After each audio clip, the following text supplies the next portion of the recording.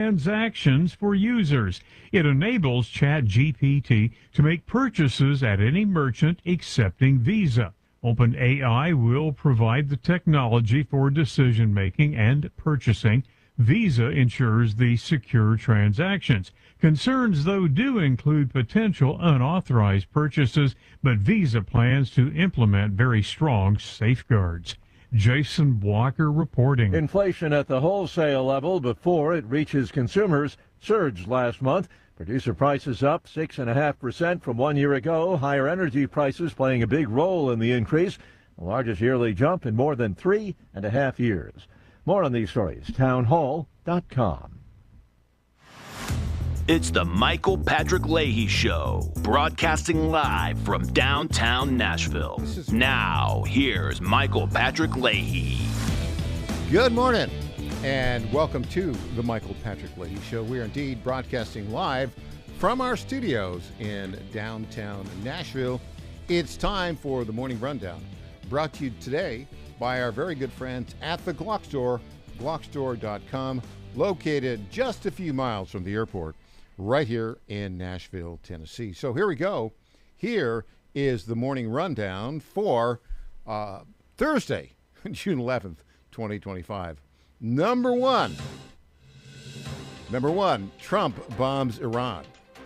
Number two, Monty Fritz will be joining us. State Representative Monty Fritz, who is running for governor, will be joining us. Indeed, things happen so quickly. Monty is just coming into our studio.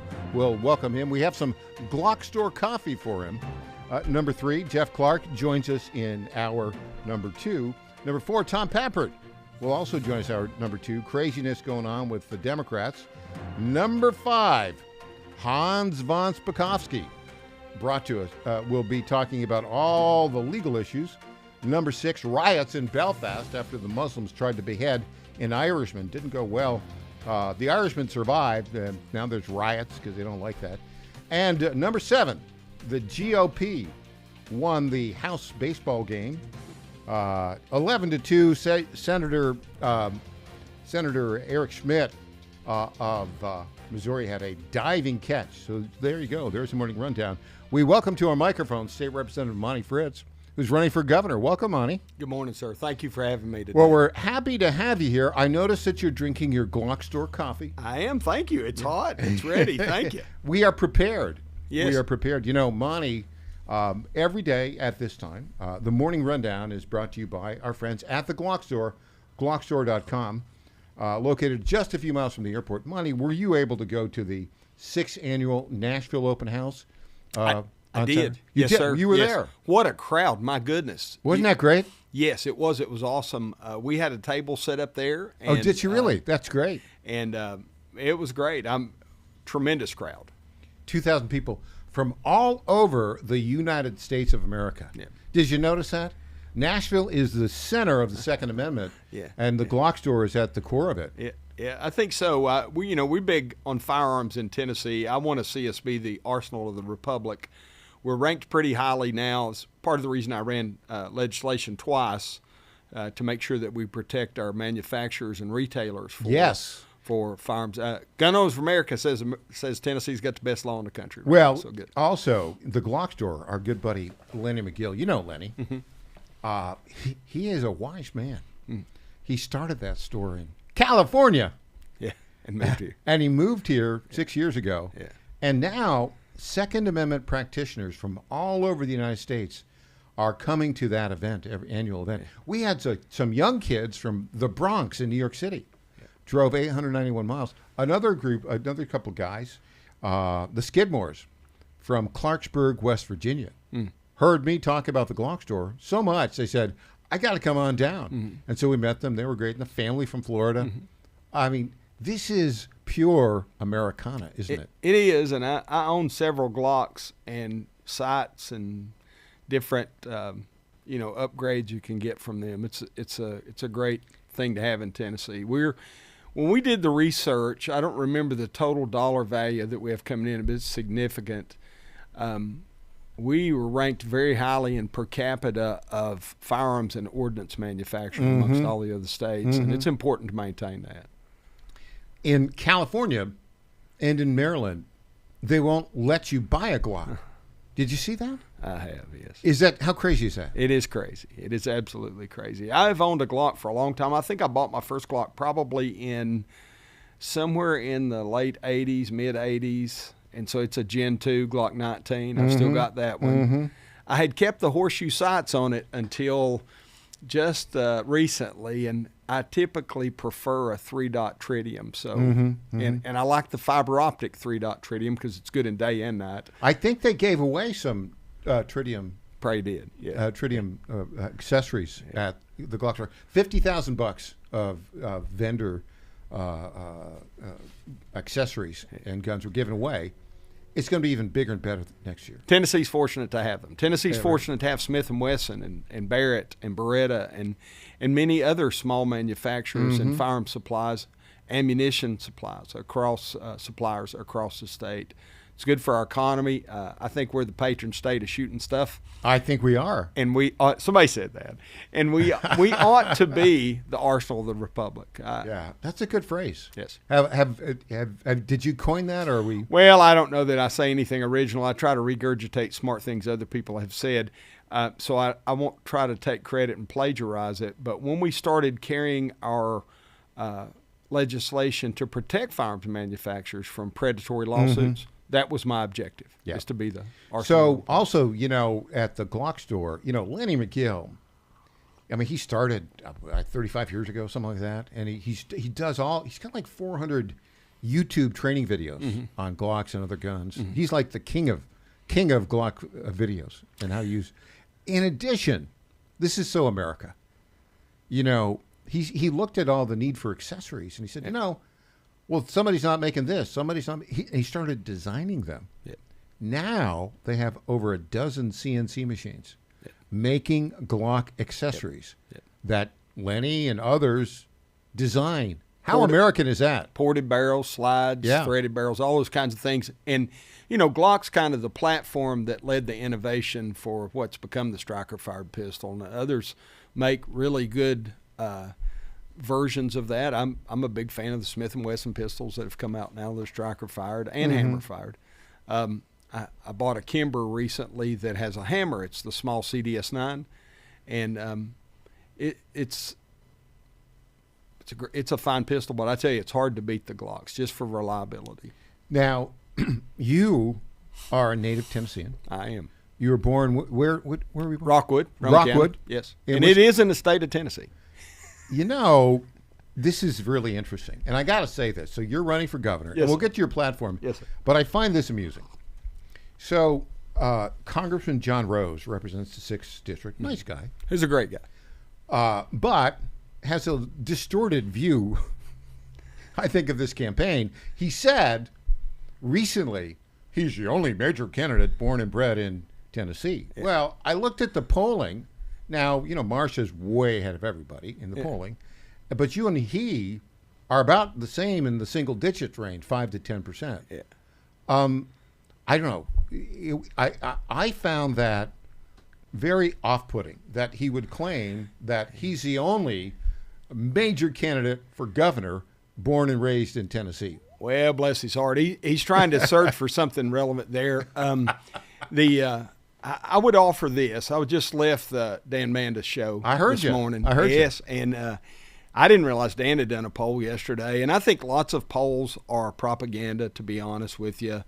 I think if you just ask the question and get an answer, it's simpler. And apparently I won that one. So I'm not sure I'm irrelevant. Let's put a little caveat on it. Yep. It's not a poll. It's a survey. It's not scientific. Thank you. You understand what I mean? Yes.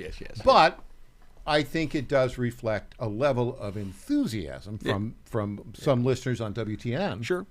For you. Yep.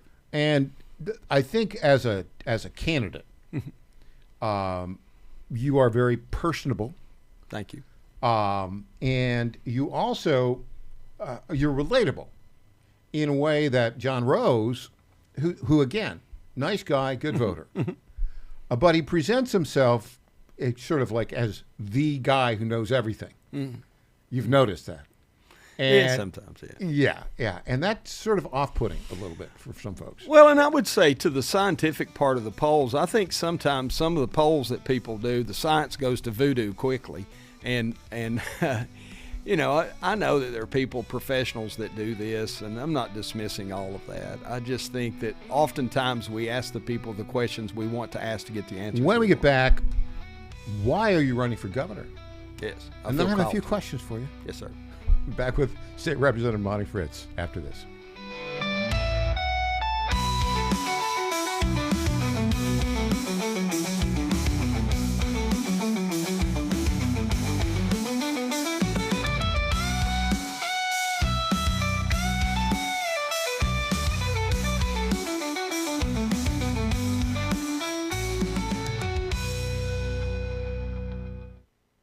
And they're off.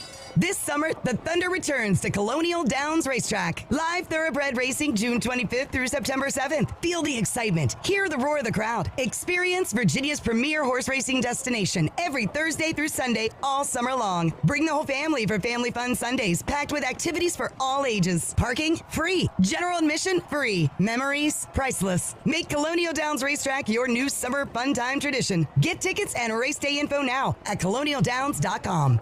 Now more than ever, it's imperative to support companies that share our conservative values. That's why I can't be more excited to tell you that I've switched my family to Patriot Mobile. Patriot Mobile is America's only Christian conservative wireless provider. When you switch to Patriot Mobile, you shift your support away from the leftist, woke, progressive agendas of Big Mobile. Patriot Mobile's wireless service works perfectly and seamlessly as you go about your lives with exceptional nationwide coverage that uses the same towers the main carriers use. Patriot Mobile donates a portion of every dollar earned to causes you care about, to organizations that fight for religious freedom, First and Second Amendments, sanctity of life, and the needs of veterans and first responders. Patriot Mobile has plans to fit any budget, along with great discounts for our veterans and first responder heroes, as well as multi-line users. Switching is easy. Just go to patriotmobile.com/Godzilla or call their U.S.-based customer service team, 972-PATRIOT. That's 972-728-7468. Use offer code Godzilla for free activation.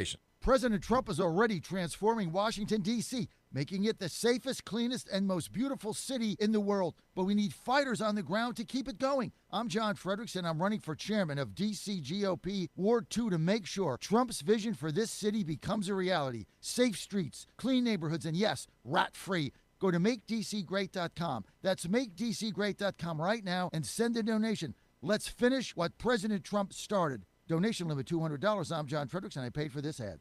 Do you have 3 ex-wives and your current trophy wife wants a life insurance policy 3 times the size of the policies you had to purchase for your previous mistakes? If so, you need to call Big Lou at Term Provider, 800-555-1509. Big Lou is intimately familiar with your problems, and if you're 50 or 60 years old and in reasonably good health, a $1 million policy should only cost about $100 to $200 per month. Big Lou may have a solution for your previous policies as well. You may even save enough money to lighten the load on your new $1 million policy. Remember, call Big Lou. He's like you, except he's only on number 2. Call Term Provider at 800-555-1509. That's 800-555-1509. For $1 million in term life insurance that you can live with. Call Big Lou at 800-555-1509. 800-555-1509.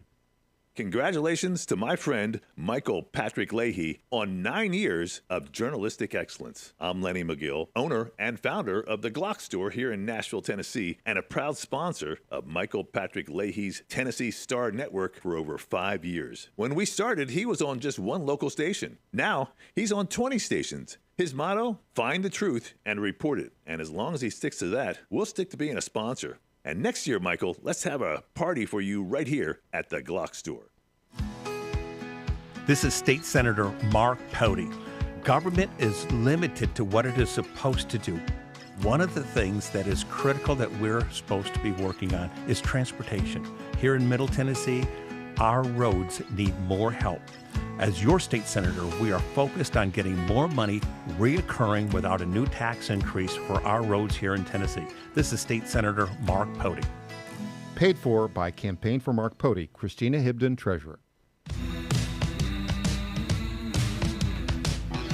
Welcome back to the Michael Patrick Leahy Show.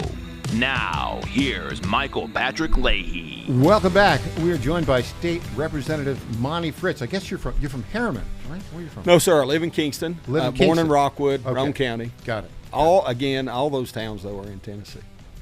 They are? And where you were born was in Tennessee. I'm having a little fun with that. Yes, sir. I think you should. Yes. Right? Yeah. I think you should. Okay. So you've been a state representative for 2 terms? Yes, sir. Why, Monty Fritz, are you running for governor? Yeah, the simple short answer is God put a burden on my heart to run. And I had promised to only do 2 terms. I don't like career politicians. I speak about that. Was that a promise you made? It was. 2 terms? I promised to all my constituents and myself and my wife, more importantly. And so I was happy to get away from it. I thought we'd done some first-in-the-nation things, and it was a great learning experience, and God's taught me a lot in doing this. But it just become that ever-present nudge, if you will, brother. And so really last August, after praying about it for months and months, I decided to jump in, and here we are. So what, as governor, what are your top 3 priorities in order from 1 to 3? First is keep more money in your pocket, more money in the county's pockets. I think our budget has grown far too much in Tennessee, 59% in the first 6 years of Governor Lee's service, and too much corporate welfare. So not enough in. So where would you, as governor, where would you cut? First thing, grocery sales tax. I've tried twice to start removing that. That 4 cents on each dollar put back in the pockets of the folks in Williamson County and Roane County becomes a catalyst for additional revenue growth in the counties. But that doesn't cut spending. Well, some of the spending cuts are just cut out the corporate welfare. Just to be honest with you. Okay. Yeah, $30 million to Starbucks, unacceptable. Okay. So the corporate welfare you're against? Yes, sir, absolutely. Yeah, and of course all the all the people coming from Seattle to work for Starbucks here in Nashville will certainly have very conservative worldviews, won't they? Yeah, some of them may, but I doubt that's going to be the culture coming from Starbucks. I don't know why we would decide to do that, to be honest. We have infrastructure investments outside just roads. Roads are so obvious, but water, TVA just put out last week or week before last that we're in a 40-year low or 40-year cycle, worst condition in drought in the Tennessee River Valley watershed. And I think the numbers that they gave me was in 152 years of being monitored. So I don't know who monitored before TVA, just the numbers they gave me, that this is the 4th worst. And so what would you do about that? If that's TVA, that's a federal agency, right? It is. As governor, what could you do about that? Well, state rep, one of the first things we did my first year, set up a Tennessee energy policy. I think that gets into the infrastructure question first, is how do we help? The Duck River is a big concern here in Middle Tennessee. And there's really 2 trains of thought. One is to reinstall a dam, and the other thought is to put a pipe from the Tennessee to the Duck to bring water in. If we're at a 4th lowest in 152 years, I'm not sure the pipe's the right answer. Robbing Peter to pay Paul, if you will, between rivers may not be the correct answer. Solid waste in Middle Tennessee. We've not invested in the capacity to help promote that. And I think those are things that all Tennesseans benefit from. It's not like picking a winner. I'm trying to understand. I understand these are problems, but let's go back to your main thing, cutting the budget. Yep. I heard, don't give money for corporate welfare. That's fine. But what else would you do? And then secondly, when you're talking about these infrastructure problems, it doesn't sound like you have a specific solution to me. Well, I do. Roads, first and foremost. Let's start with that infrastructure solution. Just got a report from a fellow yesterday that a section of guardrail in Roane County, you give me several, but I'll mention the one, 132 bolts missing in the guardrail. I think our contract management has been poor in roads. I think that we're not at a deficit for dollars. We're a deficit for how we manage. I think that we have contracted, and oftentimes the people of Tennessee aren't getting what they're paying for. So how in that instance, as governor, though, again, I mean, these are problems, but what specifically would you do as governor to fix those problems? I mean, you've identified problems. That's great. Yep. Contract management has been poor, so you have to, the old maxim of tell me how you measure me and I'll tell you what I am, I think we've not put in contract mechanisms in place with roads and other areas where we're actually getting the benefit for the state of Tennessee. I think. So do you have a particular bill to improve contract management? Don't have a bill for that yet.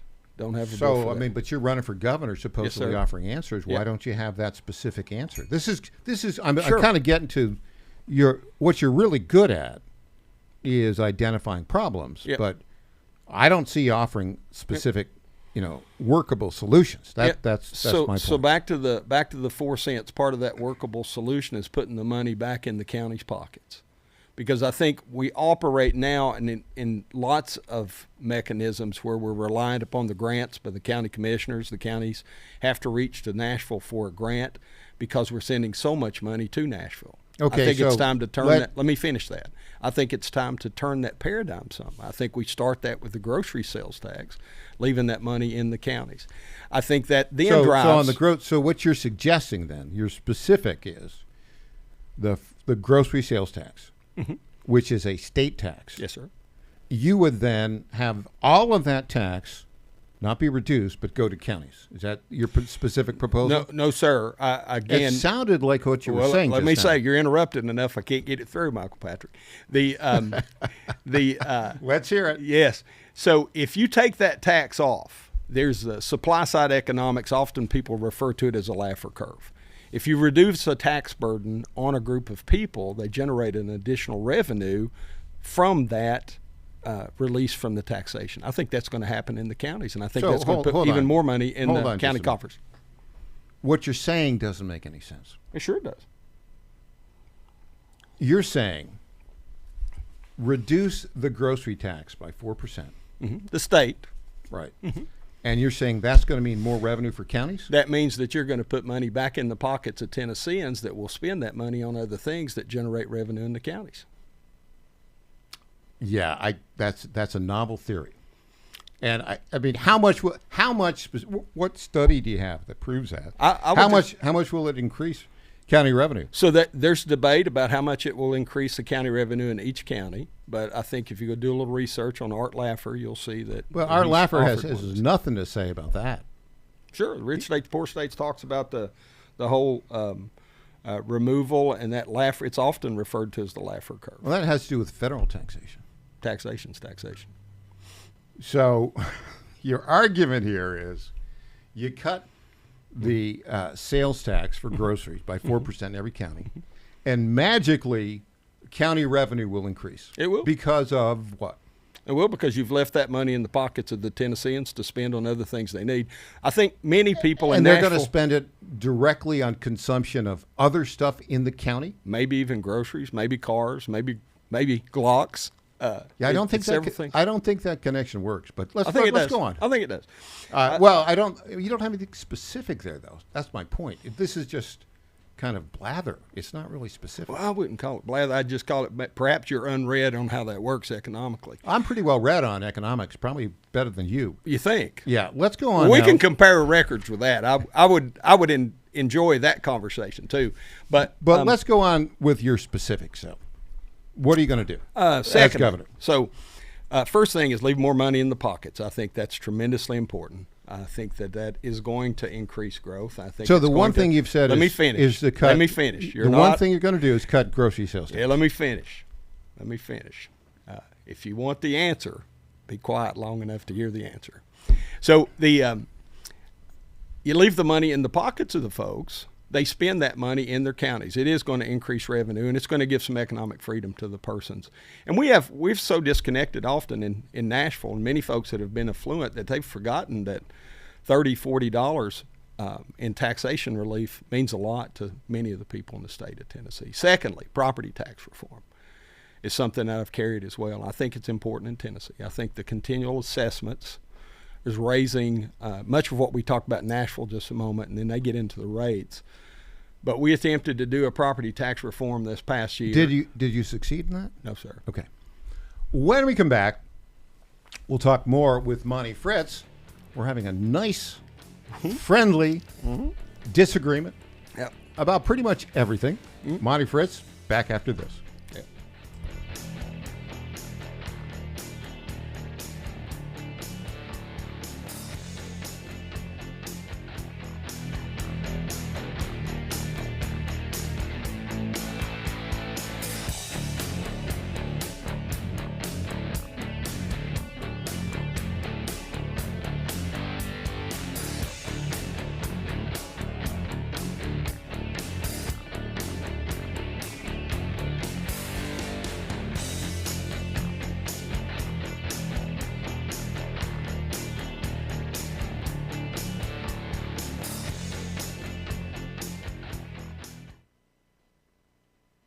It's finally here, our second annual mega sale. This sale only comes around once a year, so take advantage of the best offers ever while you can. For example, save 50% on our Giza Dream bed sheets, as low as $29.98. And for the first time ever on TV, MyPillow mattresses and MyPillow mattress toppers, as low as $99.98. And you save 50% on our Lux Pure 6-piece towel sets, regular $69.98. Now only $39.98. And our best-selling standard MyPillows, regular $49.98, on sale for $17.98. Wait on it, mega sale only $14.98. But wait, there's more. To make the mega sale even more special, when you order right now, your order's gonna ship absolutely free. To take advantage of the second annual mega sale, go to MyPillow.com or call 800-854-0504 and use promo code Godzilla. Now more than ever, it's imperative to support companies that share our conservative values. That's why I can't be more excited to tell you that I've switched my family to Patriot Mobile. Patriot Mobile is America's only Christian conservative wireless provider. When you switch to Patriot Mobile, you shift your support away from the leftist, woke, progressive agendas of Big Mobile. Patriot Mobile's wireless service works perfectly and seamlessly as you go about your lives with exceptional nationwide coverage that uses the same towers the main carriers use. Patriot Mobile donates a portion of every dollar earned to causes you care about, to organizations that fight for religious freedom, First and Second Amendment, sanctity of life, and the needs of veterans and first responders. Patriot Mobile has plans to fit any budget, along with great discounts for our veterans and first responder heroes, as well as multi-line users. Switching is easy. Just go to patriotmobile.com/Godzilla or call their U.S.-based customer service team, 972-PATRIOT. That's 972-728-7468. Use offer code Godzilla for free activation. 1775 Coffee is giving away free starter kits. Try the dark or medium roast coffee with longevity blend, an infused blend with anti-aging calcium alpha-ketoglutarate, which has been clinically proven to reduce biological age. When you purchase the first 2 bags, you'll receive a free 1775 starter kit, including a third 16-ounce bag of coffee, a matte black tumbler, a frother, a gold scoop, or a reusable K-cup filter. Just order now at 1775coffee.com/Godzilla and claim your free 1775 starter kit while supplies last. Washington is wasting $500 million every year on a federal supervision system that doesn't work. Probation officers are overwhelmed. Resources are going to people who pose zero threat, while actual dangerous individuals slip through the cracks. The Safer Supervision Act stops the waste and refocuses every dollar on protecting families from harm. President Trump's own pollster found about 80% of Trump voters want this fixed. It's time for Congress to get this done. Stop the waste. Protect our communities. Visit safersupervision.com. Paid for by the Reform Action Fund. This is Michael Patrick Leahy. I want to say a few words about our friends at DT McCall's.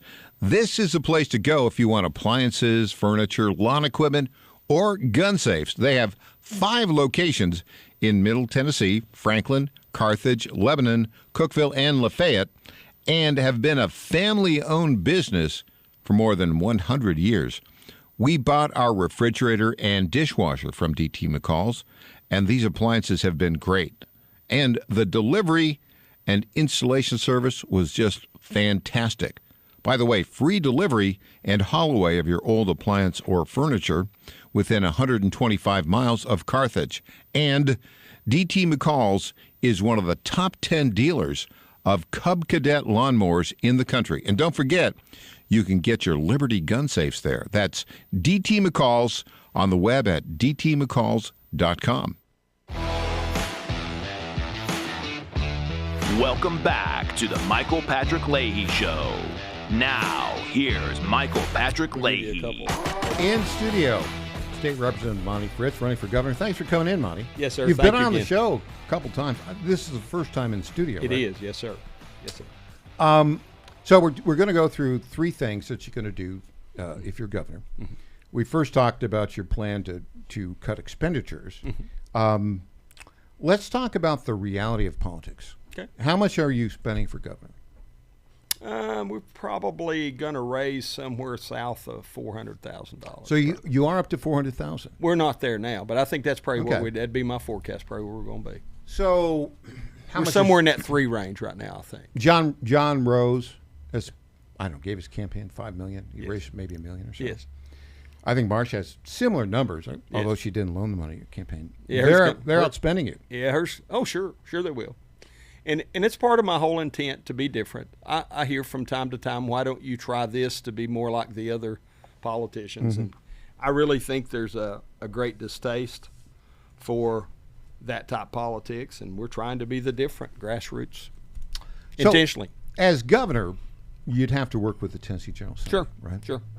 Structurally, the state of Tennessee, the governor structurally is relatively weak. Yes, he is. Right? Yes, sir. Because, the Tennessee General Assembly can override. Sure. with Simple a majority. Simple majority. Yes, sir.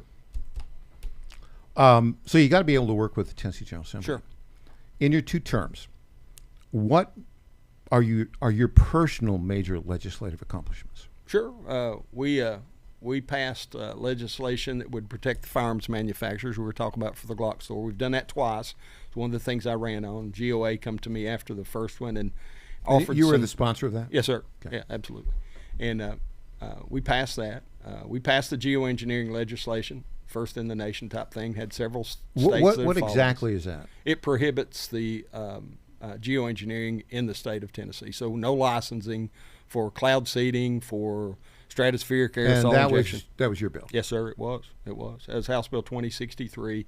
We passed through the House the second year an assignment of prosecutorial duty to the Attorney General and to our district attorneys, and tied it in with 58-2-116A, which is the emergency code that gives the responsibility to the governing agencies to continuously monitor what I would call potential environmental crisis, like forest fires and that floods. became law? It did not. It failed in the Senate. But we need to exercise that. The third thing that 58-2-116A calls out is weather modification. And we've been short on that part of it, I think, at an executive level, and I intend to take that on. We passed marriage legislation after the Obergefell ruling. Most people just kind of accepted it. Pastors and mayors or any officiant of a wedding shouldn't be required to perform a ceremony. So we passed 10 words. A person shall not be required to solemnize a marriage in Tennessee. I thought that was important. And that became law? It did, yes, sir. Okay, yes, sir. Good. Yes. Good. We Okay. passed. We passed. Well, it was still unpopular when Biden was in. We passed 2 illegal alien bills. We ran several, but we passed an Article 3, Section 5 of the Tennessee Constitution piece of legislation that authorized the governor to deploy up to 2,000 troops to the Texas border to help, at that time, Governor Abbott Those repel the were invasion. broad legislative actions, not necessarily things that you sponsored, right? Oh, I sponsored it. You were a co-sponsor of it? I was the sponsor. And then I passed legislation in that same year that for those illegally in the United States, if you commit a violent crime or any crime with a deadly weapon in the state of Tennessee, your sentence can be enhanced to life with no parole. I think that was a first in the nation kind of thing. Let's go back to the 3 items that you're going to focus on. Yes, sir. Okay, Yes, so sir. number 1, you want to cut expenditures. I want to leave more money in the Tennesseans' pockets, and that's going to require cutting some of the corporate welfare and better managing contracts. Second bullet. And high level, I want to recalibrate what Nashville government is. I think in many cases our commissioners and senior employees have forgotten they work for the people and under the authority of the Constitution. So how do we correct that? 2 or 3 things quickly. First, every commissioner ought to be able to pass tests on the Constitution. I think that's a necessary thing. Tennessee Constitution and U.S. Constitution. You're talking about state government? Yes, sir. So what specifically would we be doing for number 2? That's where I'm headed right now, specifically for number 2, is the commissioners and senior employees in the state be able to be articulate in the Constitution of the state. That's your second Tennessee. priority. That's part of it. That's part of it.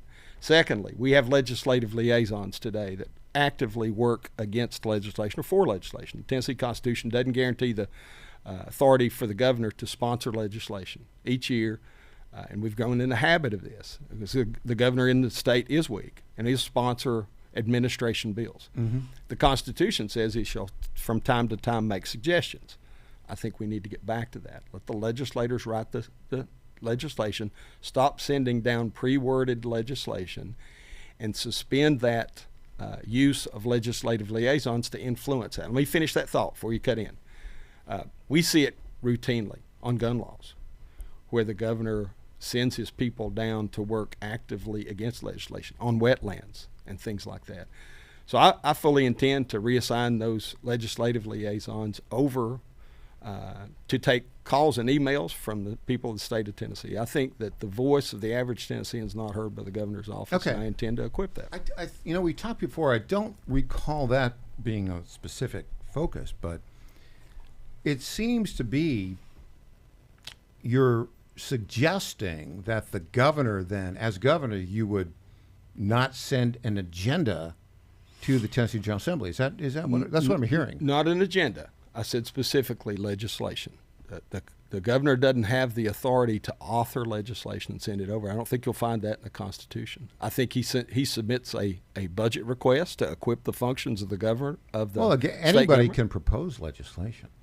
Yes, but I think if you go back and review your Constitution, the legislation should begin with the legislator. Now, that may be conversations and those suggestions. Isn't that a little bit of, I don't know, wordsmithing?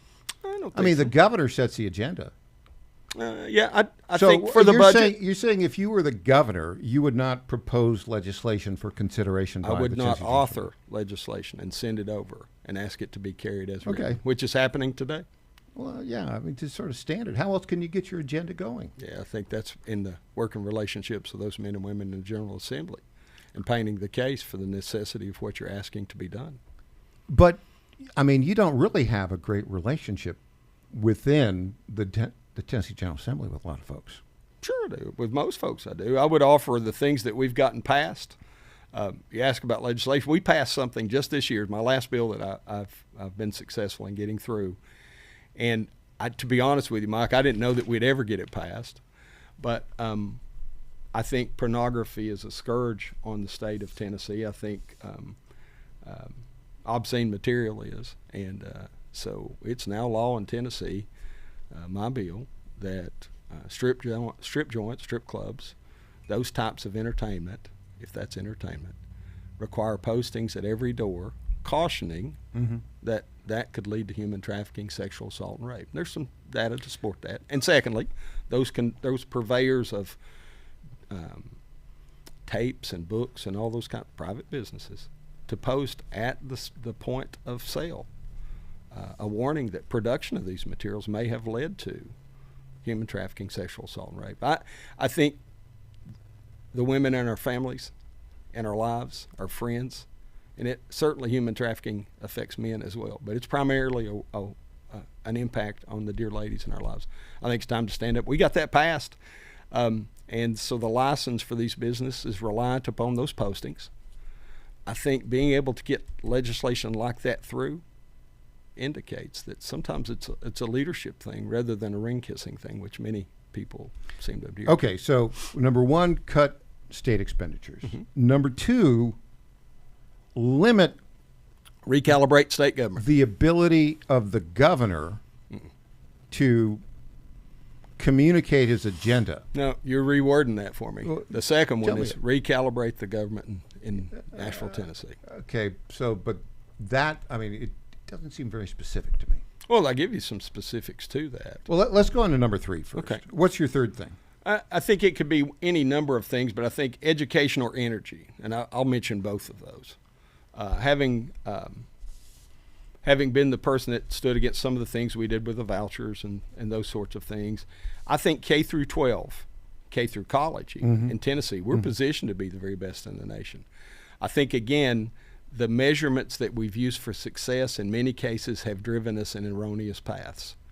I think that equipping the teacher to prepare curriculum, deliver that to the student, assess the knowledge retention of the student, and then in consult with the parents, the child, and the principal, deciding what's the next level. I think that's what you and I probably grew up under. We've kind of changed that. We've whether that's Algebra 2 or whether that's trig or whether that's the 4th grade. So what specifically would you do in K-12 education? First, we're going to suspend the vouchers. I think they're unconstitutional. I think Article 11, Section 12 of the Tennessee Constitution does not permit us to expend public funds on private schools. Well, you'll lose that case, but go ahead. Okay. Well, I mean, but would you then, how would you do that? How would you suspend it? It's law. How would you change the law? It is. We all have an obligation. The governor, the General Assembly, and the courts have an obligation to stay within the bounds of the Constitution. But what specifically would you do as governor to get rid of it? Direct the Department of Education to suspend the program. Well, that would itself be unconstitutional. I don't think so. Yeah. We disagree. Yeah. We disagree. The law is passed, so as governor, you would break the law. Well, no, sir. I think that if you take the law doesn't allow you to suspend it. If the approach you take that you're offering there were the case, we would continue to have slavery in the United States. That makes no sense. But let me finish. Let me finish. So you challenge that. Let me finish that. That makes no sense whatsoever. Because we have an obligation to uphold the Constitution as it's written. Period. We do.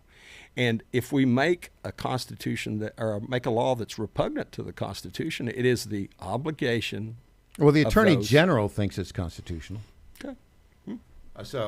Okay, but what's your specific proposal, though? And then for the remainder of the education, I think we overuse standardized testing. I had a 4th grade teacher just tell me, and these are his numbers, not mine. Right. He said that he spent 60 days last year in prepping for, administering, or reviewing standardized testing. I think that gets into the method. I think we drive that from the State Department of Education. I think we drive that. I think how do you do that, though? What do you do? I'm looking for a specific. Hey, we'll take a break. When we come back, let's get your specific education proposals. Sure. We're talking with Monty Fritz. Back after this.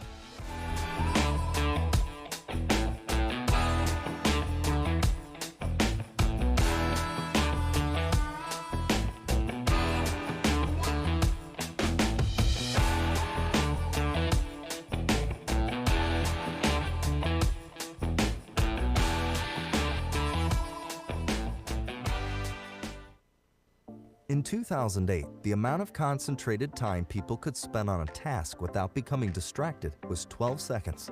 5 years later, it was only 8 seconds, 1 second less than a goldfish. If you're often distracted or have trouble recalling information, you're likely to fall behind in the demanding, fast-paced 21st century. In other words, brain performance is more critical now than ever. Boost your brain power with Healthy Cells Focus Plus Recall. Science-backed nootropics to help you sharpen focus, concentrate longer, enhance recall, improve mental speed, learn rapidly, and be more alert. It's a pill-free brain supplement made with maximum absorption ingestible gel technology, designed to feed your brain at the cellular level. Take it for a test drive. Go to healthycell.com and use code GODZILLA for 20% off your first order of Focus Plus Recall. That's healthycell.com, code GODZILLA for 20% off. This is Crom Carmichael, CEO of Salty. We got a wonderful email from one of our customers up east named Joe, and here's what he had to say.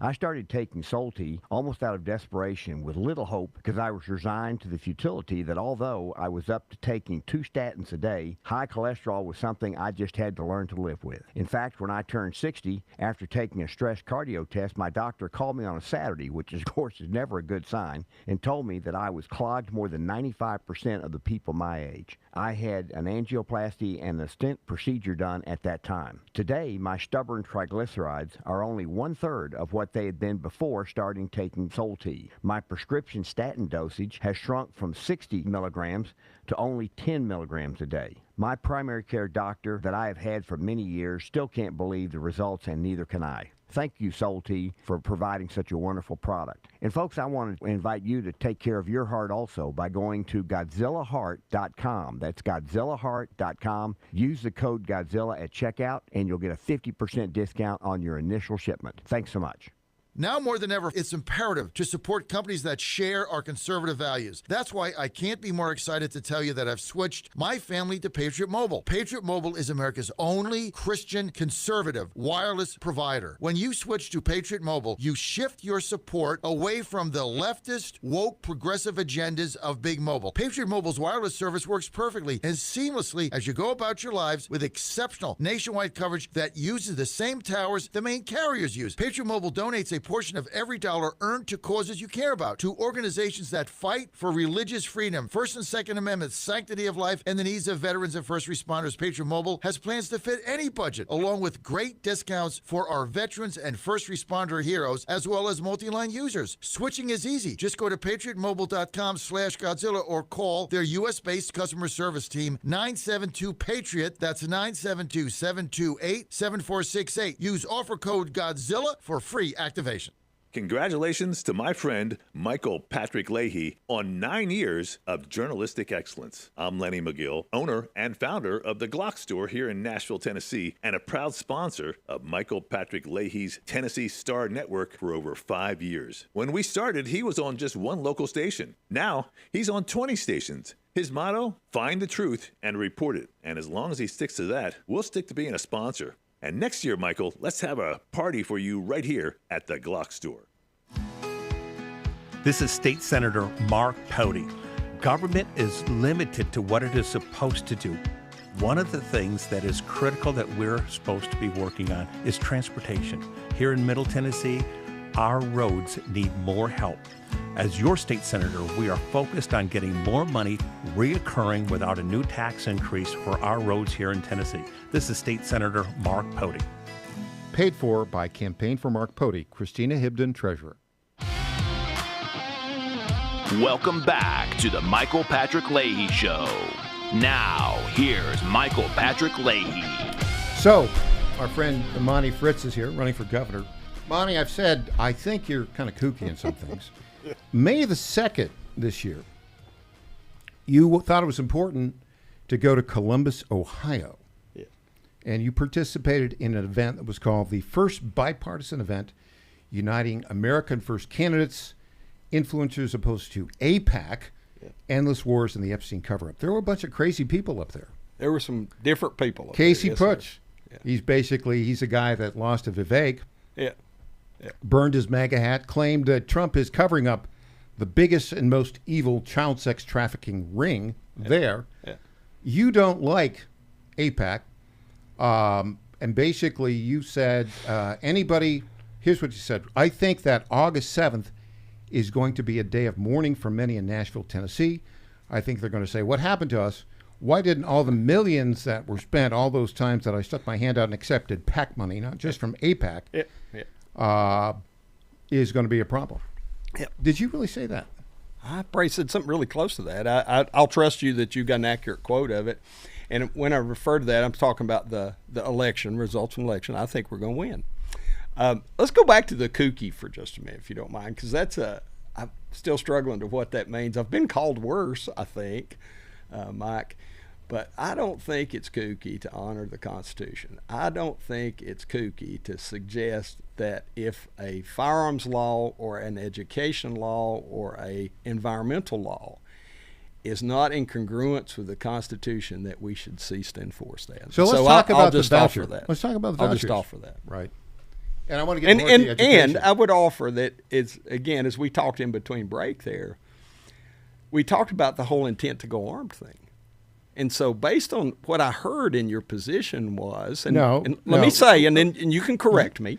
You're making stuff up here. Monty, I want to talk about the education. Okay, we'll get to the education, but again, you've made the accusation I'm kooky, so I think I deserve the opportunity to explain that.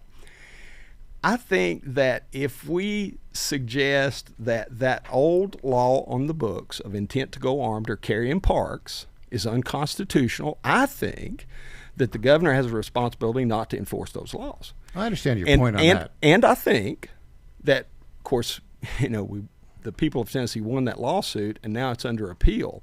But it would also almost seem, Mike, that based on your thoughts on the education, it only applies to gun law, or it only applies to certain things. I think it applies to all things. You're making stuff up.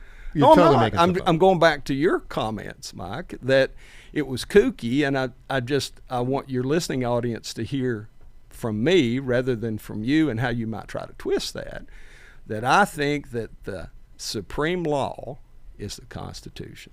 Okay. And I think if You've we had make enough. a piece of legislation Hold on. that is not congruent with the Constitution, I think all of us have a duty to oppose it. What you're suggesting here is that the voucher program, education scholarships, which have been passed by the state legislature, signed into law by the governor, yes, sir, vouched for by the attorney general as constitutional, you are setting forward a very kooky idea that you will not enforce that law. That is kooky, and you are kooky for proposing it. Well, brother, I still love you, even though you think I'm kooky. I think by your own words, you have just said that because the governor has appealed the intent to go armed, and I did not. Attorney General has said that, has gone along with that it is indeed okay to have unconstitutional firearms laws on the books.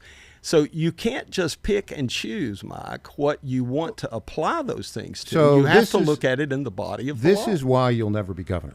Well, thank you. I appreciate that. Because you are totally misrepresenting everything here. And you're denying that you would violate a passed law. I'm not. You have no I'm mechanism for appealing that, for addressing that. I think, again, you're exposing yourself as someone who doesn't support the Second Amendment or adherence to the Constitution with education by your comments. Well, let me just stop. That's my thought. No, that's my thought. It's totally wrong. In this instance, you're talking about the intent to go armed. Intent to go armed. Yes, sir. A bad law that should be changed, but it should be changed by the Tennessee General Assembly. Okay. They'll go through the court process, and we'll see what they end up doing on it. Well, I'll ask you a quick question, because I think this is a very important topic. And, again, I appreciate your straightforward. I'm okay with the kooky. I'll wear that hat if I need to. Well, I think it's appropriate. Yeah. Well, it's okay. I think if you were alive in 1857, and even the Supreme Court of the United States decided that the Dred Scott, that we're not going to treat black folks as citizens, and thereby he could not seek his freedom. It's almost as if you're suggesting that we just had to live with that rather than object to that. Again, you're demonstrating your kookiness here by making these arguments. I'm just telling you. Again, I still love you. I appreciate you having me on. I'm glad you're able to have this conversation and be called out so I'm not get too mad. Well, back to the education thing. What are you going to do to fix education? We've got 30 seconds. Other things, I would stop the overuse of standardized testing. That means end some of the contracts, get out of some of the contracts that we're overusing there. I think we need a more classical form of education, Mike. I think that we're using too much screen time and encouraging too much screen time. Get back to the books. I think that there's a reason that we had a classic form of education, because it goes to foundational truths. Monty Fritz, thanks for joining us today. Thank you. Yes, sir. Friendly, maybe kooky, but running for governor. Back after this.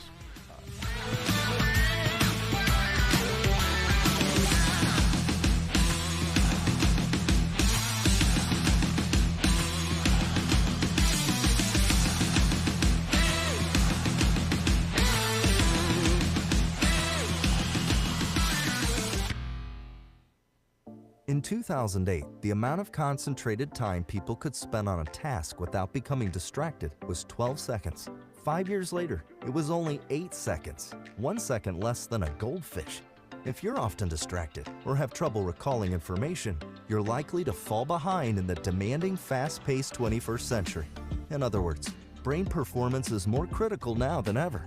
Boost your brain power with Healthy Cells Focus Plus Recall. Science-backed nootropics to help you sharpen focus, concentrate longer, enhance recall, improve mental speed, learn rapidly, and be more alert. It's a pill-free brain supplement made with maximum absorption ingestible gel technology, designed to feed your brain at the cellular level. Take it for a test drive. Go to healthycell.com and use code GODZILLA for 20% off your first order of Focus Plus Recall. That's HealthyCell.com. Code GODZILLA for 20% off.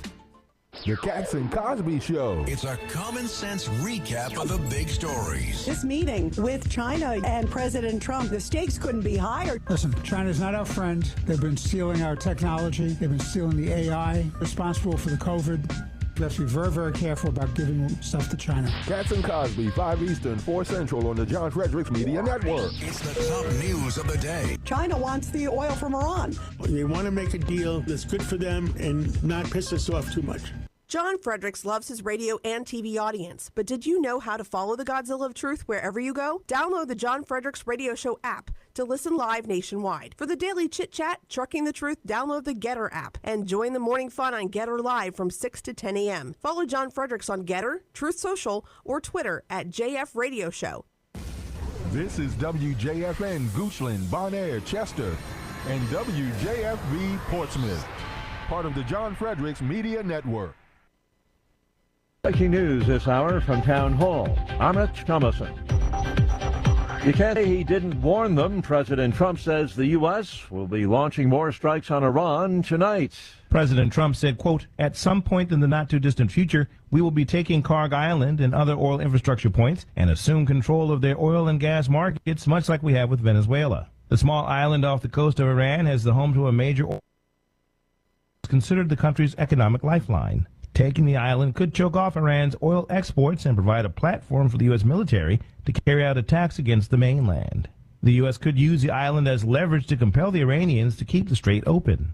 Bernie Bennett, Washington. And the president says Iran has the power to peacefully settle its differences with the U.S.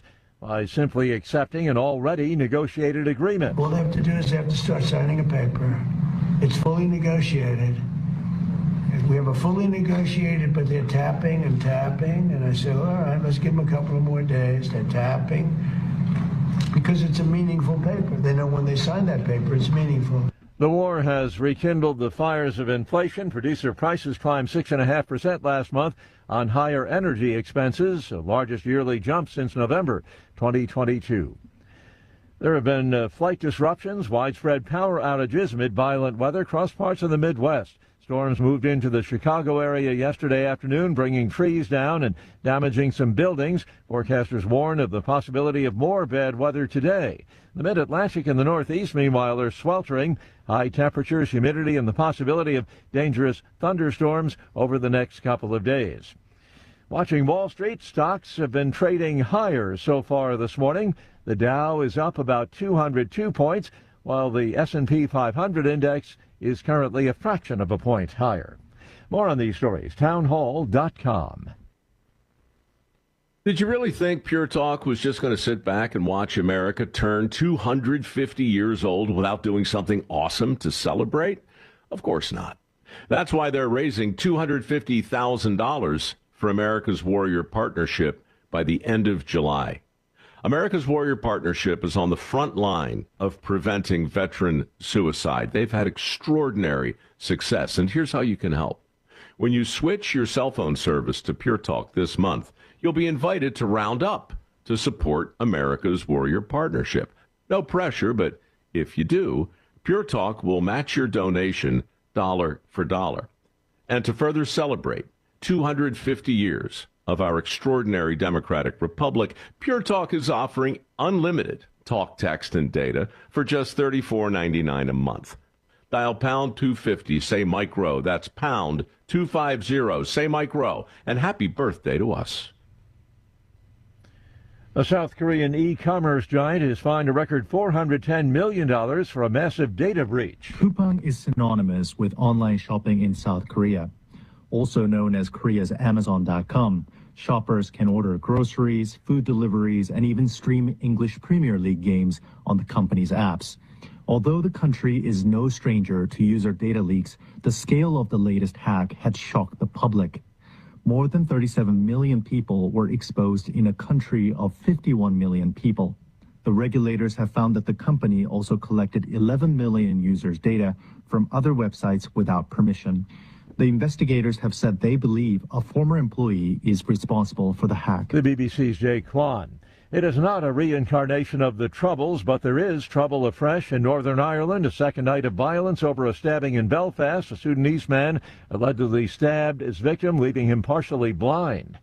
Townhall.com. Republicans are getting an edge up in Florida. The Florida Supreme Court has allowed the use of a new U.S. House map drawn by Republicans in the midterm elections. The court declined a request to issue a temporary injunction against the map. Attorneys representing voters argued that the new districts violate a state constitutional ban on political gerrymandering. Republicans currently hold 20 of the state's 28 U.S. House seats. The new voting districts could improve the GOP chances to win 4 additional seats in November. I'm Lisa Dwyer. A dramatic come-from-behind victory for the New York Knicks in Game 4 of the NBA Finals, coming back from a 29-point deficit to beat the San Antonio Spurs 107-106, moving the Knicks closer to their first NBA championship since 1973. Game 5 in San Antonio on Saturday. More on these stories, townhall.com. It's the Michael Patrick Leahy Show, broadcasting live from downtown Nashville. Now, here's Michael Patrick Leahy. We are joined on our Zoom Newsmaker line right now by our very good friend, Jeff Clark, former Assistant Attorney General of the United States, Deputy Assistant Attorney General for the United States, and now with, the Oversight Committee or the Oversight Project? Hi, Mike. Yeah, with the Oversight Project, and actually most recently in Trump 45, I was an Assistant Attorney General. I was a Deputy Assistant Attorney General all the way back in Bush 43. Wow. So you've been very, very, very busy. Tell me what you're doing with your new project right now. What are your key agenda items? Well, one of the big things we have going on, Mike, is the mass deportation coalition that we are spearheading. So it's, at least 50 organizations. They have partnered with us to try to, get very concrete about precisely how President Trump can carry through on his campaign promise to engage in mass deportation. And, I'm sad to report to your listeners, if they're not focused on it, that despite the screaming headlines from the mainstream media that there is a mass deportation effort underway, there's really not. There is, a modest deportation effort largely focused on the so-called worst of the worst. But you obviously have particular expertise in the Kilmar Obrego case. He's someone who falls into that category. But what we'd really like to see is workplace enforcement. We'd like to see extensive use of E-Verify. We'd like to see looking at the banking situation so that people cannot take advantage of that system and live functionally no different than U.S. citizens. And, we think that this is what President Trump promised. We think that there are obviously people inside the administration who want to achieve that, but there are others who are pulling against that. It's time for that effort to be kicked into high gear. And our goal is to get 1 million deportations done in 2026. And what's the likelihood that you'll get to 1 million? Well, hope springs eternal, Mike. We keep calling for the data, and it's troubling to us that we don't really get precise data. And there's a book I'm fond of about how you can manipulate statistics that is the kind of thing that we're dealing with. I mean, we just need straight up numbers about how many people were deported either quickly after coming across or due to in the wake of legal proceedings and transportations of them to or across the border. And that's really like one key step. As long as that remains murky, it lets folks go onto the media and sort of claim credit for a mass deportation effort, which the mainstream media is all too willing to kind of abet because they don't like the concept of mass deportation. And so, it's kind of like a harmony of leading things in a wrong direction. We got to get good data and we got to get these deportations done. It's what the American people want. Why would you say that there's some resistance to this within the Trump administration?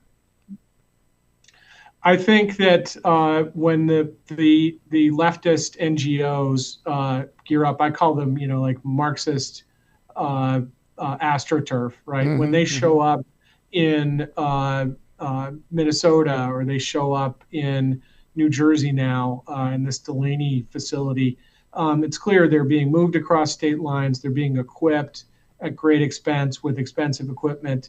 There's funding, there's organization there. And they try to be, obstructionist, and they try to cause the agents to lose their cool, to do something that is not within the bounds of the law. In reality, oftentimes the officers, the agents, are just defending themselves, but that's not the way the media portrays it, right? It's every time there's an incident, they try to whip up a frenzy that this means that the whole effort is misguided. And so there are people who are, more politically oriented, right? They're not focused on the policy goal and the importance for American jobs, for treating people who are citizens and their citizenship rights as of a higher order than people who are interlopers and breakers of the law and invaders. And the media pressure causes them to say, back off, don't press this too hard. It's going to create problems for you, Mr. President, in the midterms, things like that. We think if there's any problem for the midterms that traces to the immigration issue, it's a problem that's based on insufficient enforcement, insufficient deportations. Makes a lot of sense. Jeff, you have personally experienced the lawfare of the left, and they're going after a lot of conservative attorneys. Do you have any updates on that you'd care to share with us on your personal situation? Sure. So, look, at the moment, there's been quiet for about 6 months, even though the case is currently in the D.C. Court of Appeals. And typically within a few weeks, there's a ruling, and that's what's been requested here by my opponents, the Office of Disciplinary Counsel in D.C., to impose interim suspension. But because this is an extraordinary case, extraordinary things are happening, and the court has not done anything. Since that time, it has come out that several of the lawyers working on this matter for the Office of Disciplinary Counsel are, and it's not an exaggeration to say, Marxists. There's one, Jack Metzler, who was their lead appellate lawyer. He's implicated in that. There's another one, Jason Harrell, who had been second chair at my trial, whose social media history, which he attempted to scrub, actually shows that he professed that he was a Marxist and that he had to become a Marxist on his own, complaining that it wasn't taught to him at university. And this is so clear at this point that the Metzler situation was part of DOJ.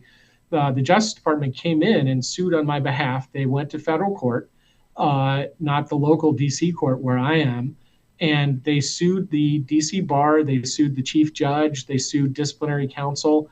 And one of the things they pointed out in their complaint is how biased against President Trump, against any conservative MAGA type cause that Jack Metzler, who was, right-hand man of the lead quasi prosecutor against me, Hamilton Fox, who was all the way back to Watergate era.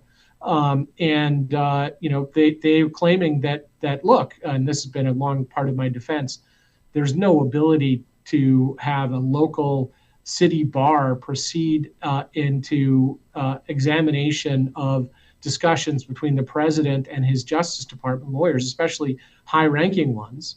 And that's them getting far afield of what ethics authorities are supposed to be working on. And it's unconstitutional, actually, for them to be getting involved in that. So that case is in its very early stages. And, I'd be pleased to keep your listeners, viewers apprised of that. Well, look, you're a great attorney, a great originalist, supporter of our Constitution. You've paid a huge price for the attacks that the left have made upon you that are unwarranted entirely. On behalf of all of our listeners and really all American patriots, I want to say thank you for sticking in there. And I think ultimately you'll end up winning in this particular case, Jeff Clark. Well, thank you, Mike. And look, I was reflecting the other day that, before too long, probably about 8 months from now, I haven't done the precise calculation, I'm going to be 60. And this case is in its 6th year. Wow. So I've literally spent a 10th of my life rebutting these charges and fighting constantly about them. It's unbelievable. And with the 10th of my life, right, it's really more like, 20% of my professional career. You're going to win in the end, Jeff, and we support you entirely, and we appreciate your courage and your bravery. Thanks for joining us, Jeff. Thanks, Mike. All right, up next, we'll be talking about the California elections with our good friend Phil Klein. Back after this.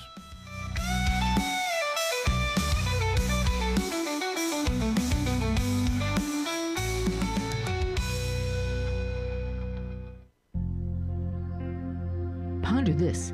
Why would God permit evil to occur? Why does he allow bad things to happen to good people? Why doesn't he intercede when innocent people are unjustly accused? These questions sometimes cause good people to turn their face away from God and question the very existence of God. But God does exist, and he does permit evil. Why, you ask? The short answer is that God permits evil to bring about a greater good. Think about this. The greatest evil ever committed is the killing of our God, Jesus Christ, the second person of the Holy Trinity. From this great evil came the greatest good, the opening of the gates of heaven. That's right, heaven did not open until Christ shed his blood for us. We must always trust God's plan for our salvation, especially when hard times fall upon us. Pray, trust, and persevere in good times and bad. I'm Susie Kelly, and I am passionately Catholic.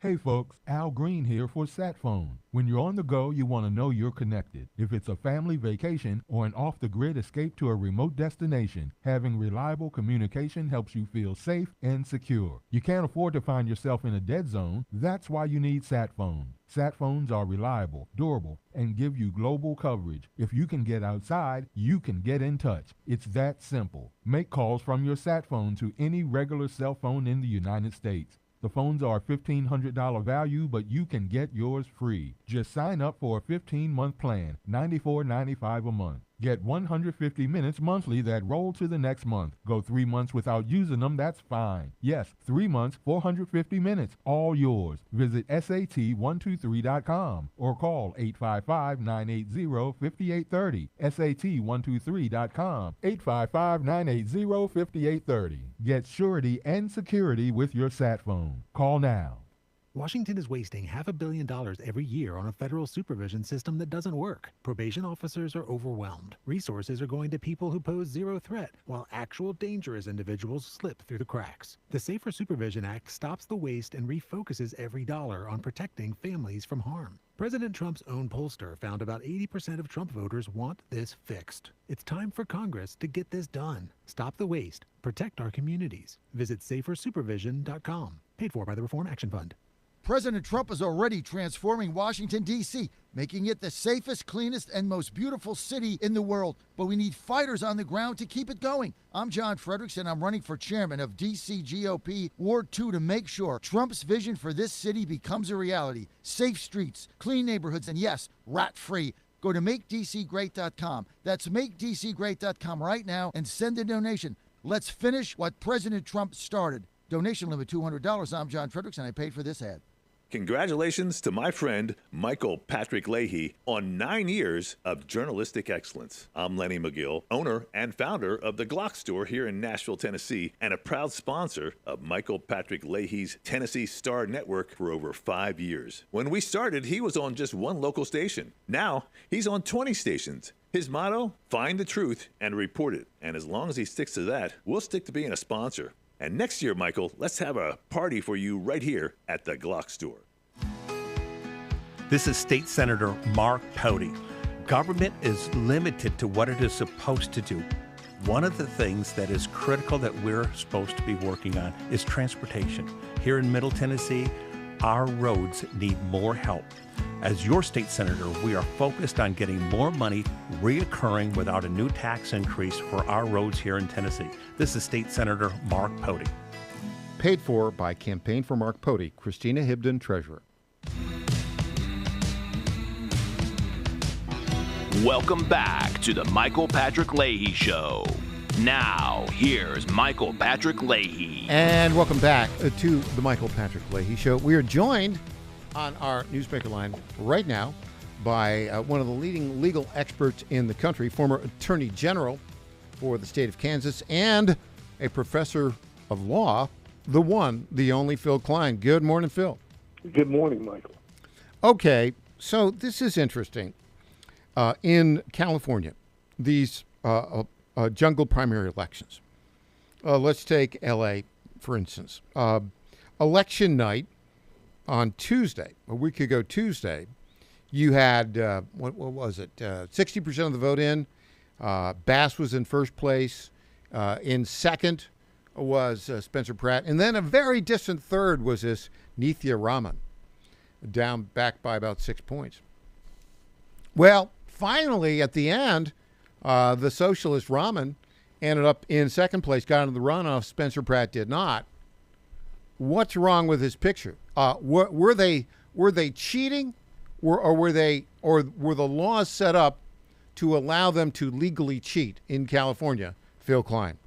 Well, I think the laws were set up in a way that the election is not transparent. So if there is cheating, it's almost impossible to prove. California elections are a mess. They allow for up to 4 weeks of ballot curing, which means that once you get an absentee ballot in the mail, then the partisan officials can go out and get that voter to cure the ballot so it will be counted if it's lacking information. California, about 80% of the ballots come in are mail-in ballots, and they will allow them to come in up to 7 days after Election Day. So, you know, there used to be an Election Day. And the reason for an Election Day when you stop receiving ballots is because as the count goes on, one of the easiest ways to commit fraud is to know how many ballots you need to go get to win. So you didn't allow ballots after the count started. But now we allow that. And not only do we allow that, we allow ballots to come out of whole cloth through curing, which means they were deficient in the first place. Additionally, California, because they rely on mail-in ballots, has a law, as all states do, and we learned this in 2020, Michael, that says you're to compare signatures to validate that that ballot was actually completed by the registered voter who's qualified to vote. Our investigation in 2020 showed that in Democrat strongholds, that review of signatures lasted less than a second per ballot. In other words, there was no review. Yeah, none whatsoever. Yeah. They were processed. Where in Republican areas, the law was followed and the signatures matched. We actually obtained copies of some ballots in Georgia, in Atlanta, where there is no comparison between the signature on the ballot and the person who is registered to vote and their known signature. So the whole process is flawed. Plus, California doesn't require voter ID. They have conditional election day registration. They want voting to be as easy as breathing. And because of that, all of the common sense restrictions to ensure that you only have valid voters casting valid ballots that are validly counted are out the window. You can't prove or disprove anything. And in fact, that's the design.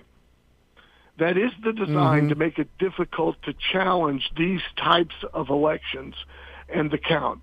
And so it's a mess in California, and it is extraordinarily harmful. What is the remedy, Phil Klein? Well, I think you're going to see something out of the Supreme Court as it relates to the definition of Election Day in federal elections that could make a difference. The remedy, honestly has to be common sense, bipartisan protection of the integrity of the ballot. And what that means is we go to paper, we go to hand counting, and we eliminate all of this mail-in absentee election months of campaigning and reduce that and make it where people who have difficulty voting on election day are able to. You know, those who are infirm or are out of the country, military personnel, those types of persons who can't vote on election day, we certainly accommodate that. But we don't have election months. We require voter ID. It's basic common sense approaches. Paper is used in France. They vote 49 million people, they get the results.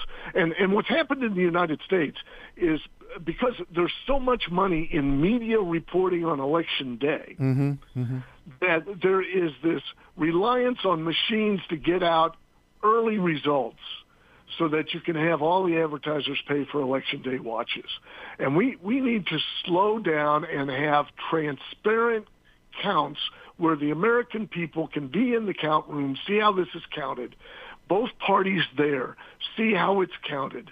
And with that transparency, you rebuild faith in elections. And we've destroyed it. I mean, I can go on, but the Help America Vote Act in 2002, after Bush v. Gore, has destroyed election transparency. It's put elections in the hands of a few experts and some vendors, and the American people don't trust the black box that counts our votes. The whole system is set up towards that type of approach.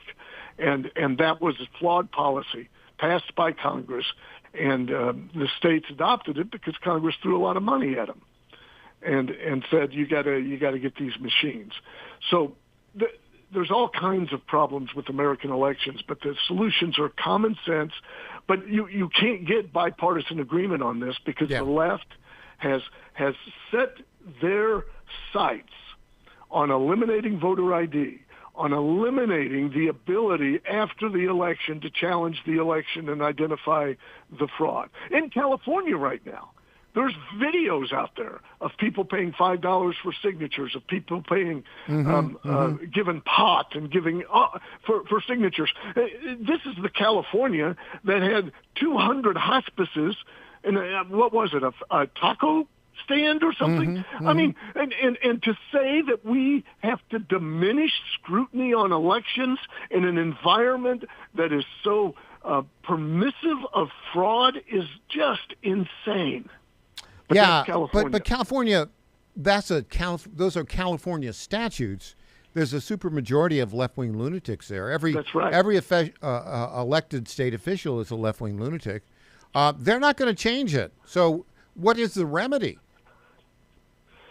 Well, I've often said this, Mike. I've often said this. America is great because we get what we want, and that's our greatest strength. America's greatest weakness is we get what we want. And if Californians continue to permit this, and I'm afraid that they will have what they want, and people will leave that state. Yeah, I think because of how much of a mess it is. Can the Department of Justice jump in here at all, or will they? Well, they have announced that they're investigating, but they can't change California law. Yeah, that's the problem. That's the problem right there, isn't it? Well, that's the problem, and also for elections. Now they will investigate to prosecute, and they might get some prosecutions. But if you're a candidate in an election, your challenge has to be filed soon after the election. Right. And then you have to come forward with evidence, and this in a short period of time. And the problem is this system is set up to make it opaque, non-transparent, so you can't find the evidence. When you don't even have voter ID, you have conditional same-day voting. You have these signature verification without standards. You can count ballots and cure ballots up to 4 weeks after they're submitted. You have ballot harvesters who can be paid to go out and get ballots. You've set it up to be impossible to prove. Yeah, well, that's the deal, isn't it? And I don't see it changing, but California is going to continue to decline as a state. I think the ultimate solution here might be just to cut off federal money to California because they've got a corrupt election system. They've got corrupt administration. And basically, they're siphoning off money from Tennesseans and Virginians to pay for their skullduggery, it seems. Well, yeah, there's a lot of that, and they're getting close to extending voting at the local level to non-citizens. Yeah, exactly. Which it just keeps on going. And move to Texas. Yeah, that's what's going to happen. Phil Klein, thanks so much for joining us today. Excellent, as always. All right, thank you. Tom Papper joins us. We're going to try and save Tennessee. Back after this.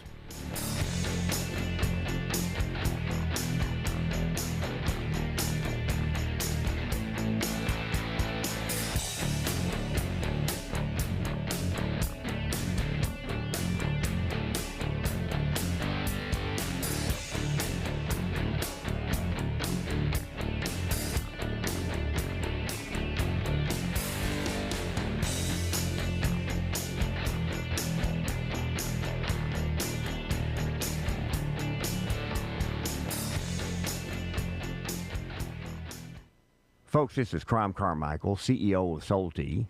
I have recently turned 77 years old. I do not take prescription drugs. I have not had to take prescription drugs, and I attribute a lot of my good health to a product that I've been taking, which is the active ingredient in Solti. It's a 22% concentration of theaflavin.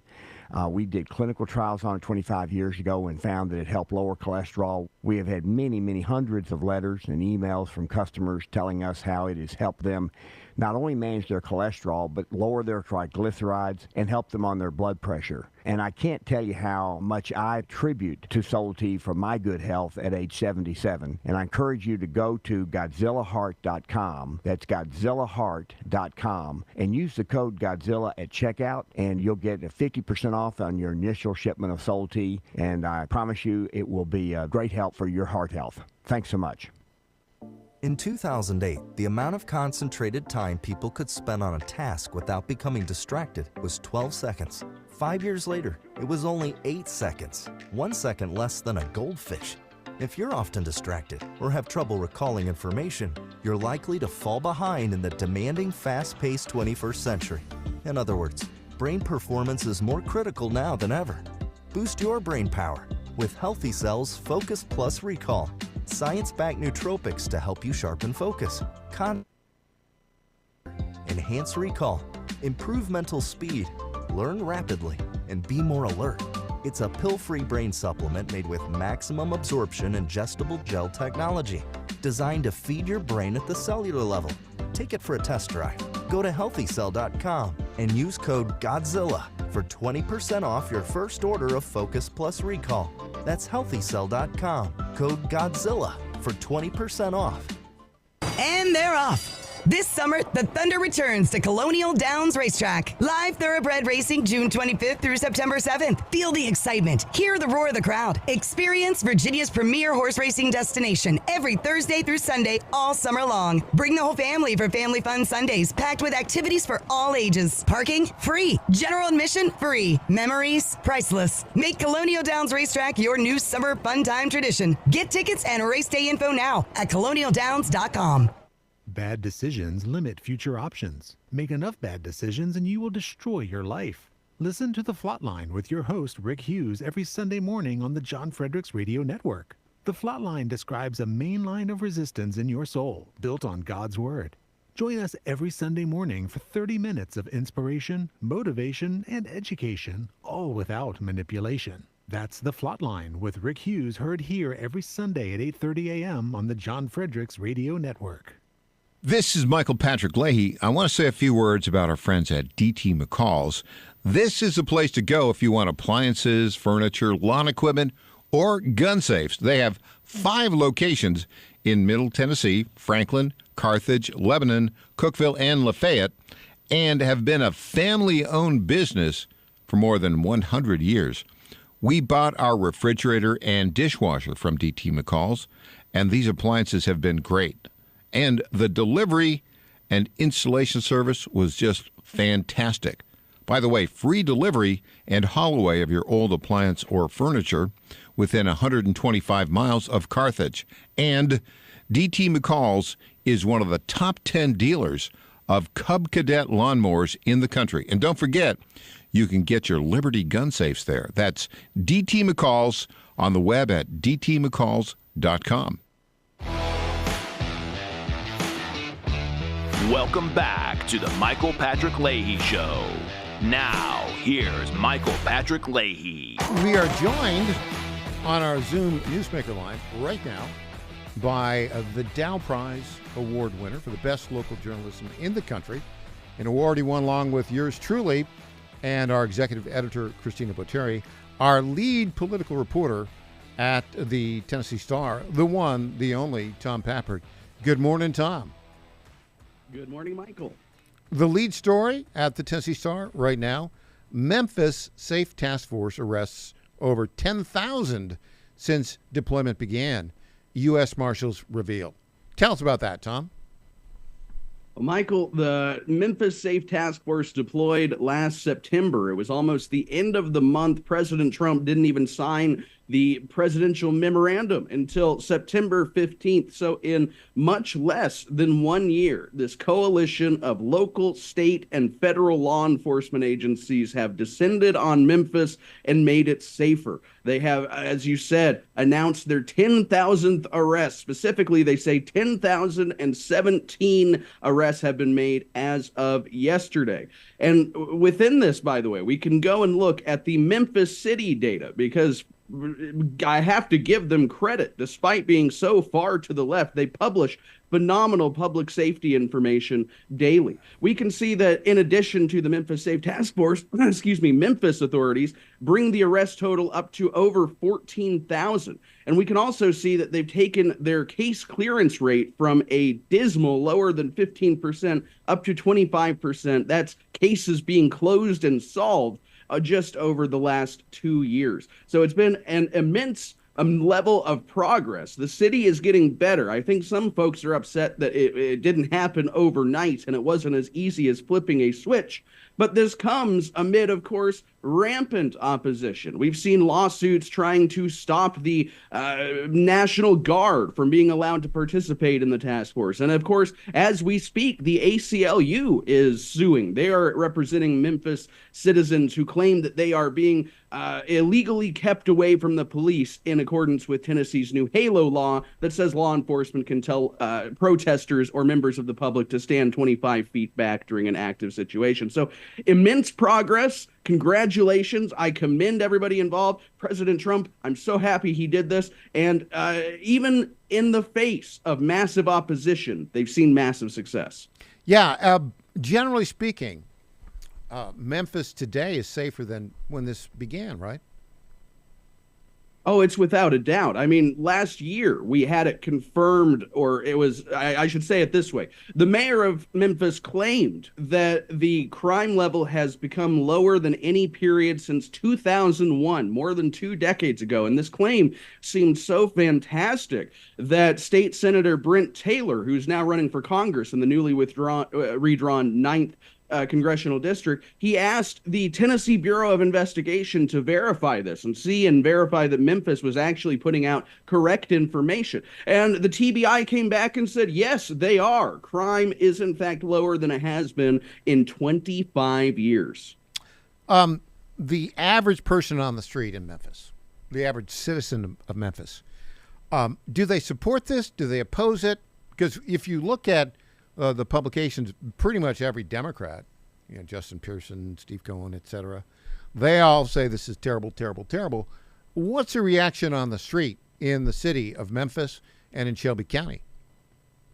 Well, I think by and large it's been positive, Michael, and I think the evidence of that is the mayor of Memphis. That's not the Lee Harris, mayor of Shelby County, but instead the mayor of Memphis has been very accepting toward the Memphis Safe Task Force. He hasn't tried to get them to leave. He hasn't tried to create friction with the Trump administration. Instead, he said that we're going to use this to its fullest potential. And I think that just the level of increased safety on the ground. I know there's been viral social media videos. I'm thinking of one in particular from about a year ago now, or I guess less than a year ago, shortly after the task force deployed, where a man said, "Man, I'm walking to the store. I haven't felt safe enough to do this in years. Thank you, Trump." So I think on the ground, things are optimistic. Now, I have to, of course, acknowledge that there's some folks who were hoping that this process would go a little bit more quickly. And I think that as we enter the warm summer months, that's when crime typically gets a little bit worse. Normally, I do think that some people are a little upset that this hasn't been an overnight 100% fix. But with 10,000 arrests made in less than a year, I think everybody has to admit this is progress. Everybody except the Shelby County Mayor, Lee Harris, who is still convinced that this will destroy the city. Well, not just that. Tell us what's going on with the elected district attorney down there, Stephen Mulroy. There's been some legislation passed by the state to make him accountable because he's apparently not been prosecuting criminals at the level he should. He doesn't like that. Tell us what's going on with all that. Yes, this is the Memphis Safe Task Force Accountability Act, passed earlier this year. What it requires is any district attorney general, namely Steve Mulroy, because he's the guy in Shelby County, but it could be any throughout the state of Tennessee who has to prosecute a crime related to the Memphis Safe Task Force. Well, if they decide to offer a plea deal, reduce those charges, decide just not to prosecute the case, this is all within their prosecutorial discretion. Well, this legislation, this law now, makes it so they have to provide a written explanation of their decision to the Tennessee District Attorney General Conference, the Tennessee General Assembly, and some other entities to make sure that that their decisions are not happening in a vacuum. And the local district attorney in Shelby County is very upset about this. He has sued, saying that it is essentially singling him out of all the attorneys general in the state of Tennessee, or district attorneys general, to say that he alone must comply with this. They say it's going to take a significant amount of office work, that it can't be automated, that every time they do this, it's going to require multiple people to sit down and explain what happened. And he says that it's essentially an insurmountable task, because the way criminal justice works in the United States of America, every case is pled down. And there may be some merits to what he's saying, Michael, but this is a guy who, and you can look it up online, he is one of the district's attorney that's gotten money from these Soros-connected groups. Memphis has had an ongoing problem for years. He loves to cherry pick and sort of massage the data and point out that when he took office, things got a little bit better. But this is a very controversial figure, especially among Republicans. I don't think that he's going to have much success getting out of this. And I don't think that what's being asked of him to explain decisions to release people that may have been arrested for federal crimes or for crimes by federal police, I don't think that that's unreasonable at all. I think he should welcome the opportunity to explain to us thick-headed Republicans how a real prosecutor does his job. Don't you get the sense, though, that there's this, a kind of ensconced political class down in Memphis, Democrat largely, that just wants to maintain power? And now they see this task force coming in there, things getting better, and they look at their power being threatened. I do think that's a part of it. And we've seen that not just with the task force, but with, of course, the takeover of Shelby County schools that is oh so necessary, and also thanks to Brent Taylor. But I think that also, Michael, before any of this, before the Republican attempts to restore order to Memphis, there was sort of a lack of energy. I think that the established political establishment was sort of running on fumes. And you look at who they were coming up with for their candidates for county clerk, for example, and it's like, this cannot go on. Anybody who knows Wanda Halbrick knows that this has been like a 5-year issue. So I think that the populace of Memphis was ready for the change. And perhaps that's why things have gone so smoothly in Tennessee compared to other areas of the country that the Trump administration has tried to restore order, say Los Angeles, Minneapolis, etc. And Memphis really is, and Tennessee really is, the poster child for how to do things the right way. Yeah, it's interesting because Memphis, Shelby County, and just so people know, I mean, Shelby County maybe 900,000 people. Within it, the city of Memphis, about 600,000 people. Shelby County does certain things. The city of Memphis does certain things. And they each have a separate mayor. Now, Lee Harris, who'd been the mayor of Shelby County, kind of a far-left Democrat, is not running for re-election. What's that campaign look like? I'm trying to remember. John DeBerry, who was a state representative from Memphis, Democrat for many years, was challenged by a far-left person and lost his primary. He served as a special advisor to Governor Bill Lee ever since. Is he running for mayor of Shelby County or running for mayor of the city of Memphis down there?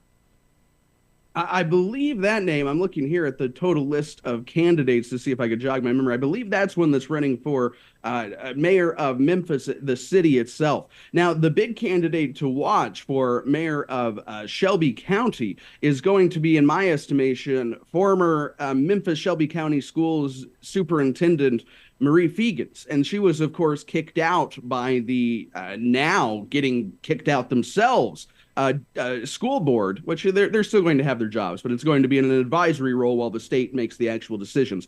And so she is mounting a fierce mayoral campaign. I think that she essentially comes across as a moderate Democrat who has a bone to pick with the political establishment of Memphis, and especially the Shelby County Democrats that have gone along with the school board in ousting her. I think she was in her position for about 7 months, was extremely popular, claimed to be making some success, but rubbed up against the political establishment of the school board and thus was removed. Yeah, exactly.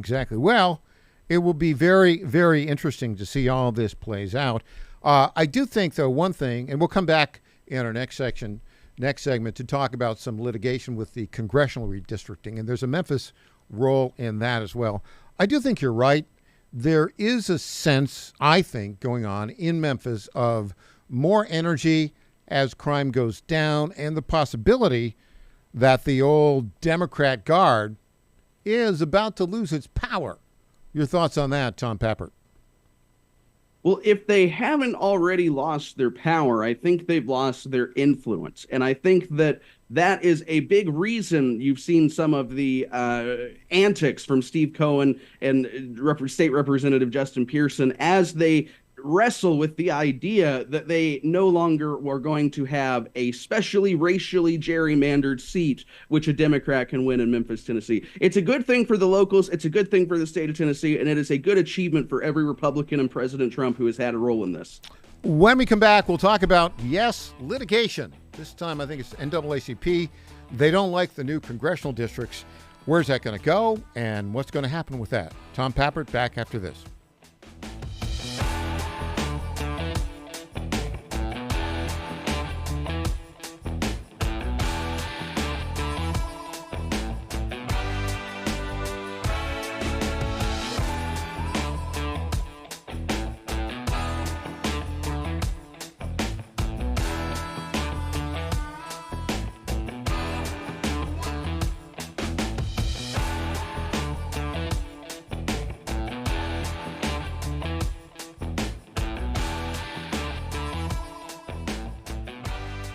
Hey folks, Al Green here for SatPhone. You want to know you're connected. If it's a family vacation or an off-the-grid escape to a remote destination, having reliable communication helps you feel safe and secure. You can't afford to find yourself in a dead zone. That's why you need SatPhone. SatPhones are reliable, durable, and give you global coverage. If you can get outside, you can get in touch. It's that simple. Make calls from your SatPhone to any regular cell phone in the United States. The phones are a $1,500 value, but you can get yours free. Just sign up for a 15-month plan, $94.95 a month. Get 150 minutes monthly that roll to the next month. Go 3 months without using them, that's fine. Yes, 3 months, 450 minutes, all yours. Visit SAT123.com or call 855-980-5830. SAT123.com, 855-980-5830. Get surety and security with your sat phone. Call now. What happens in Virginia doesn't stay in Virginia. It influences policy and policymakers nationwide. The VirginiaStar.com shines a light on the issues in VA that become issues for the USA, with insightful commentary that gets to the fact of the matter. The VirginiaStar.com is your source of wisdom and truth, locally, statewide, and nationally. Log on today and every day. The VirginiaStar.com. The VirginiaStar.com. Lifestyles Unlimited is a real estate education group that gives you the roadmap and resources to start building income through real estate. You'll learn practical strategies for using investment properties to create extra income and make informed decisions, one step at a time. Join today for just $297. That's a 60% savings off the regular price of our real estate education program. Text radio to 88007. That's RADIO to 88007. Presented by Lifestyles Unlimited. For the first time ever, we're bringing you MyPillow mattresses and mattress toppers for as low as $99.98. Remember, sleep's all about temperature and pressure points. Whatever sleep needs you have, we have the right technology for you. Like our MyPillow mattress topper, our queen size has over 10,000 individual comfort supports to help relieve your pressure points. And how about our 3-inch Hybrid Plus mattress topper? It's infused with copper and silver to help your body get the restorative sleep it needs. And our MyPillow and Case Coil mattresses, I personally helped develop these mattresses to make sure they have everything needed to give us great sleep. Plus, they're made right here in the USA, and they ship right to your front door, absolutely free. Go to MyPillow.com or call 800-854-0504 and use promo code Godzilla to get MyPillow mattresses and toppers for as low as $99.98 and free shipping.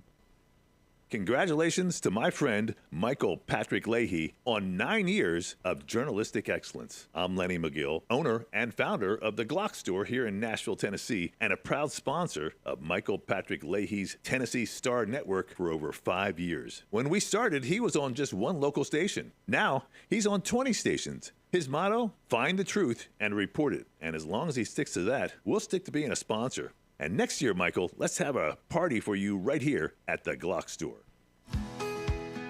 This is State Senator Mark Pody. Government is limited to what it is supposed to do. One of the things that is critical that we're supposed to be working on is transportation. Here in Middle Tennessee, our roads need more help. As your state senator, we are focused on getting more money reoccurring without a new tax increase for our roads here in Tennessee. This is State Senator Mark Pody.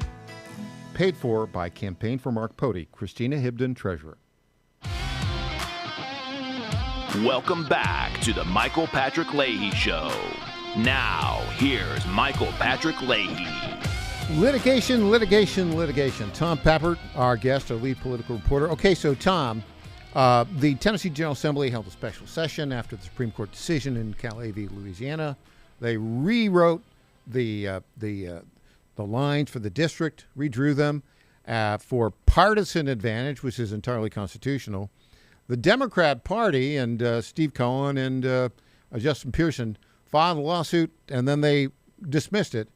But now the NAACP is seeking an injunction to stop this redistricting in federal court. Where does this stand, Tom Pappert? Well, Michael, it is the NAACP lawsuit. It is going to be interesting to see how this is taken by the judge. It is assigned to Trump-appointed Judge Campbell. The argument is essentially that because members of the General Assembly said on the floor during the redistricting process, that special session that was called by Governor Bill Lee, they said that they are making their decisions based on census data. The argument is, Michael, I'm not making this up. It's in the legal. I'm no lawyer. Maybe I got it wrong, but I am certain this is what they're saying. The argument is that because the census only asks about race and does not ask about political affiliation, then they must have only considered race when drawing these new lines. They then go and bring in multiple academic research from people who claim to be experts in the field of racial gerrymandering, and they claim that the analyses conducted by these academics suggest that the only way the districts could have been drawn in the fashion after which they were, dividing Memphis among 3 districts, is if they were only considering race.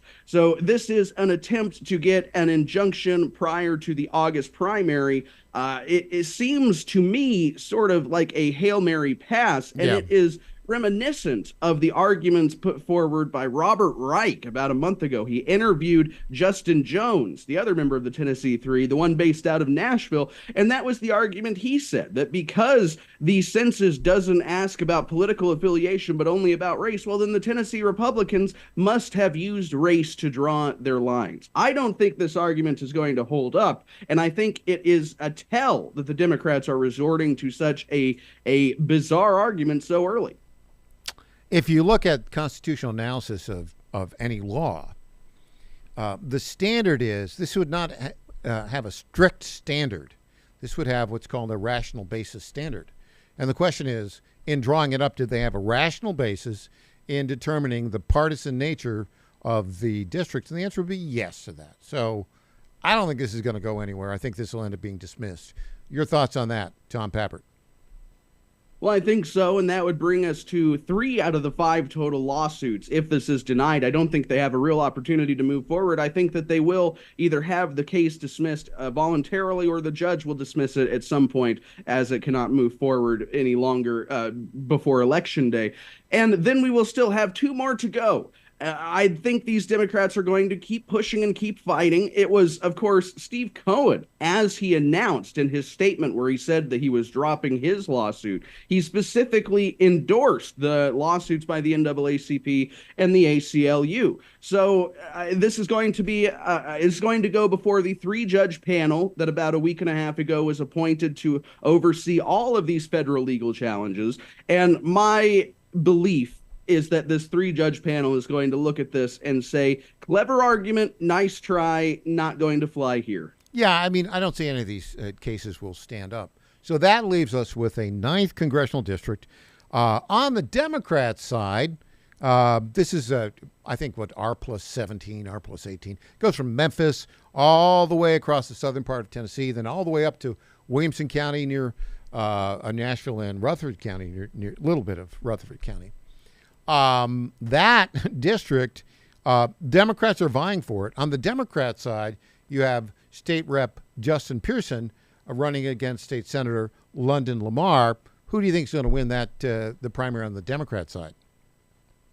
Well, I think if the Tennessee Democratic Party heads had their way, it would be London Lamar. But I think that Justin Pearson, he has a name within the city of Memphis. He is famous for fighting Elon Musk and fighting all of these environmentalist causes. I think Justin Pearson probably has a lock, if I had to take a guess. However, either candidate represents a total and abysmal failure, in my opinion, of the Tennessee Democrats to understand the situation on the ground. Both of these people are radical far left. I think it was London Lamar who said that Tennessee is racist, and then, of course, Justin Pearson is the one who goes viral every few months for his antics in the state capitol in Nashville. So there is no way that either of these candidates could win in an R plus 17 district. They have the same problem now as the Democrats at the national level, and that is, where are the moderates? They don't seem to have any. On the Republican side, you have multiple-time candidate Charlotte Bergman, who's never gotten over 27% of the vote. You got State Senator Brent Taylor and State Rep Todd Warner. What's that look like to you? Well, you have seen Charlotte Bergman have a sort of impact on social media. She's recruiting people like Judge Joe Brown to be a part of the campaign. So you have to give it to her. She is taking the campaign as far as she possibly can, but it seems to me that the clear front runner, or at least the person who has the most resources to make himself the front runner, is Brent Taylor. He loaned himself a lot of money when he started his campaign. And Todd Warner, I have not heard much about the campaign since it was announced. Not much, but we'll see. We'll see how that plays out. Tom Pappert, thanks for joining us. Really appreciate it. Always a pleasure, Michael. Happy to be here. Up next, constitutional scholar Hans von Spakovsky. Back after this.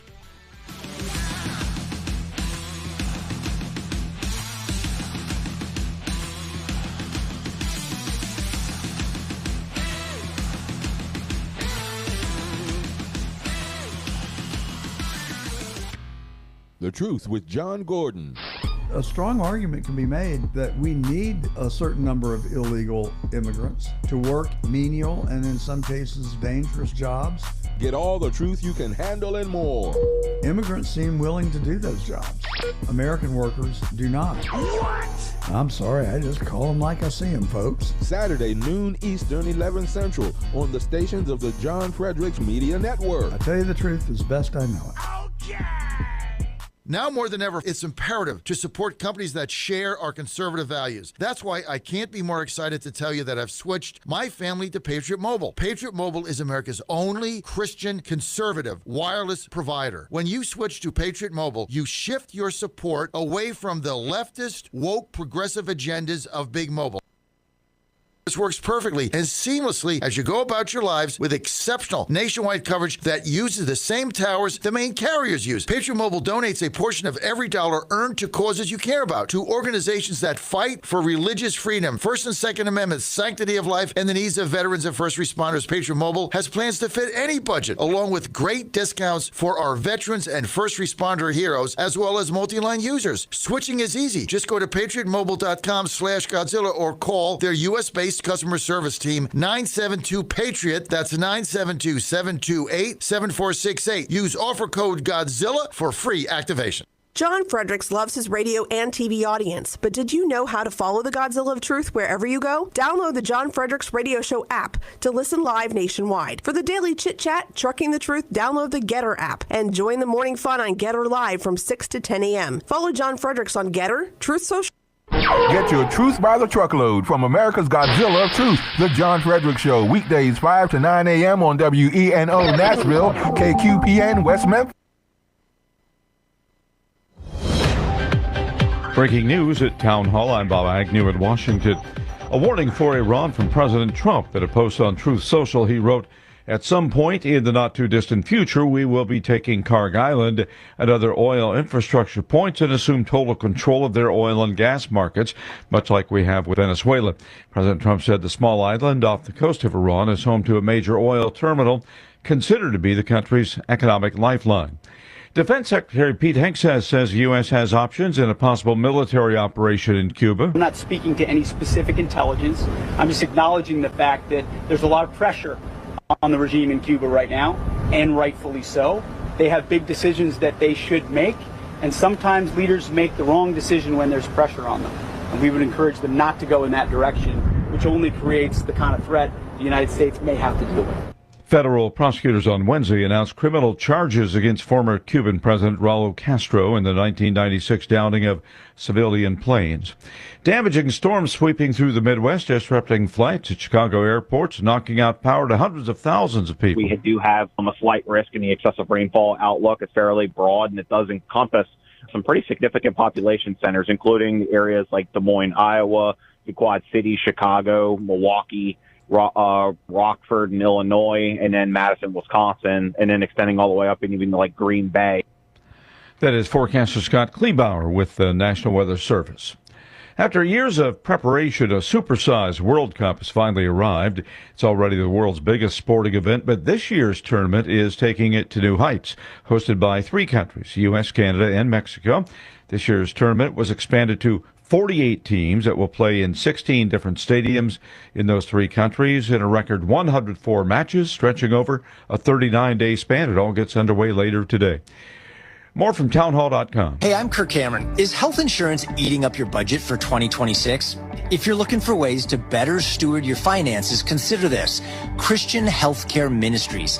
It's a health insurance alternative at half the cost. Join CHM today by visiting chministries.org/wellness. While insurance companies tell you when to join, what to pay, and where to go, CHM is different. As a ministry, CHM allows you to share the burden of medical bills with other Christians.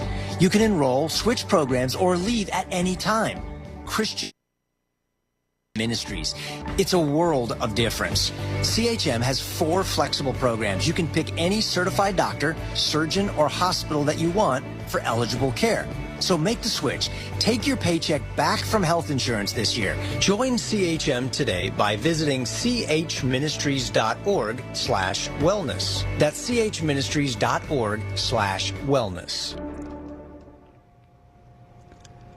Here's Rich Thomas now with the Wall Street Business Report. Inflation at the wholesale level before it reaches consumers surged last month. Producer prices rose 6.5% from a year ago. Higher energy costs played a big role in the increase. It was the largest yearly jump in more than 3.5 years. Wall Street opened higher this morning following another sell-off of artificial intelligence stocks that dragged U.S. markets sharply lower. Micron Technology rose 3% overnight following yesterday's loss of 4.7%. U.S. benchmark crude oil was down 82 cents to $89.21 per barrel. Brent crude fell 90 cents to $92.20 per barrel. A bevy of related stocks, including Intel, Teradyne, Lam Research, and Applied Materials, all jumped about 4% in off-hours trading. For the Wall Street Business Report, I'm Rich Thomason. You'll find breaking news and analysis at townhall.com. Visa is embedding its payment network into ChatGPT. The move will allow the chatbot to shop and complete transactions for users. This collaboration enables ChatGPT to make purchases at any merchant accepting Visa, unlike previous attempts limited to specific retailers. OpenAI will provide the technology for decision-making and purchasing, while Visa ensures secure transactions. The companies haven't disclosed financial terms or fees. Keith Peters, Washington. U.S. producer prices climbed last month at the fastest pace in nearly 4 years. The Labor Department reported today its producer price index, fueled by surging energy prices, jumped 6.5% compared to May of 2025 and up 1.1% from April of this year. Just as it did the previous month, inflationary pressures could play a major role in this year's midterm elections. More from It's the Michael Patrick Leahy Show, broadcasting live from downtown Nashville. Now, here's Michael Patrick Leahy. We are delighted, with a capital D, to welcome to our Zoom newsmaker line right now our friend for many years, a graduate of Vanderbilt Law School, a Department of Justice expert, an election integrity expert, worked for a long time in Fulton County, Georgia. Hans von Spakovsky, Senior Legal Fellow for the Edwin Meese Institute for the Rule of Law at Advancing American Freedom. Hans, it is a great pleasure to have you on. Thanks so much for joining us today. Thanks for having me back. Well, you're doing this Court is Adjourned podcast. It's really pretty good. And now, how often do you do it? And I see you're up to episode 9 with our friend Robert Alt, president of the Buckeye Institute. The session, episode 9, is Getting to the Supreme Court Along Thunder Road. Now, people might think that's a little obscure, but I kind of love it. Tell us about it. Sure. The Court is Adjourned is a half-hour podcast. I do it once a week. And what I was talking about is Robert Alt's the head of the Buckeye Institute, and they have 2 really interesting cases going on in which they're challenging the federal law that says that you can't distill your own alcohol at home just for your own consumption. Yeah, you can make wine and beer, but if you'd like to make your own bourbon, again, just for you and your family, there's a federal law that says you can't do it. And they're challenging that, saying that the federal government doesn't have the power under the Constitution to do that. And the Thunder Road reference is to a 1950s movie starring Robert Mitchum about a Korean War vet who comes back and takes over his family's moonshine business. And he's facing threats not only from the feds, but also mobsters who want to take it over. And you know, Thunder Road, it was known as an actual road that moonshiners would smuggle their moonshine down. And of course, anybody who knows NASCAR knows that the first NASCAR drivers, the first cars that were used were the souped up cars folks used for transporting moonshine. Yeah, that's a great one. And, you know, Robert Alt, what a fantastic speaker and great attorney he is. And, of course, he's the guy who climbs all the big mountains. I think he was up on Everest, and he's had some harrowing adventures from which he's survived. So he is somebody who understands a risk and reward. Right. No, he's a very smart lawyer. I think actually these cases are good cases. One's challenging the overreach of the federal government, but yeah, at the same time that he does this kind of great legal work, he literally just a couple of months ago came down from climbing Mount Everest, something that I don't think you or I would ever even want to attempt. Oh no, I don't even think about doing it. Right. But, you know, there are people that love that challenge, and he's one, and he's very, very well prepared for it. So, yes. Well, besides doing a weekly podcast, now the Edwin Meese Institute for the Rule of Law is at Advancing American Freedom.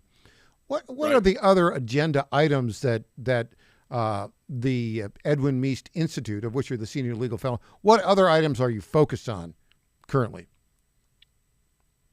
Well, look, you, like so many other people, we're waiting for decisions from really important cases from the Supreme Court, all of which we've written about or actually filed amicus briefs in. For example, the birthright citizenship case is currently pending. I actually filed an amicus brief in that case saying that the Trump administration, the current government's view of that is the correct one, which is that no, you are not a citizen if you're simply born in the United States. And in particular, you are not a citizen if your parents are in this country illegally. So we've written a lot about that.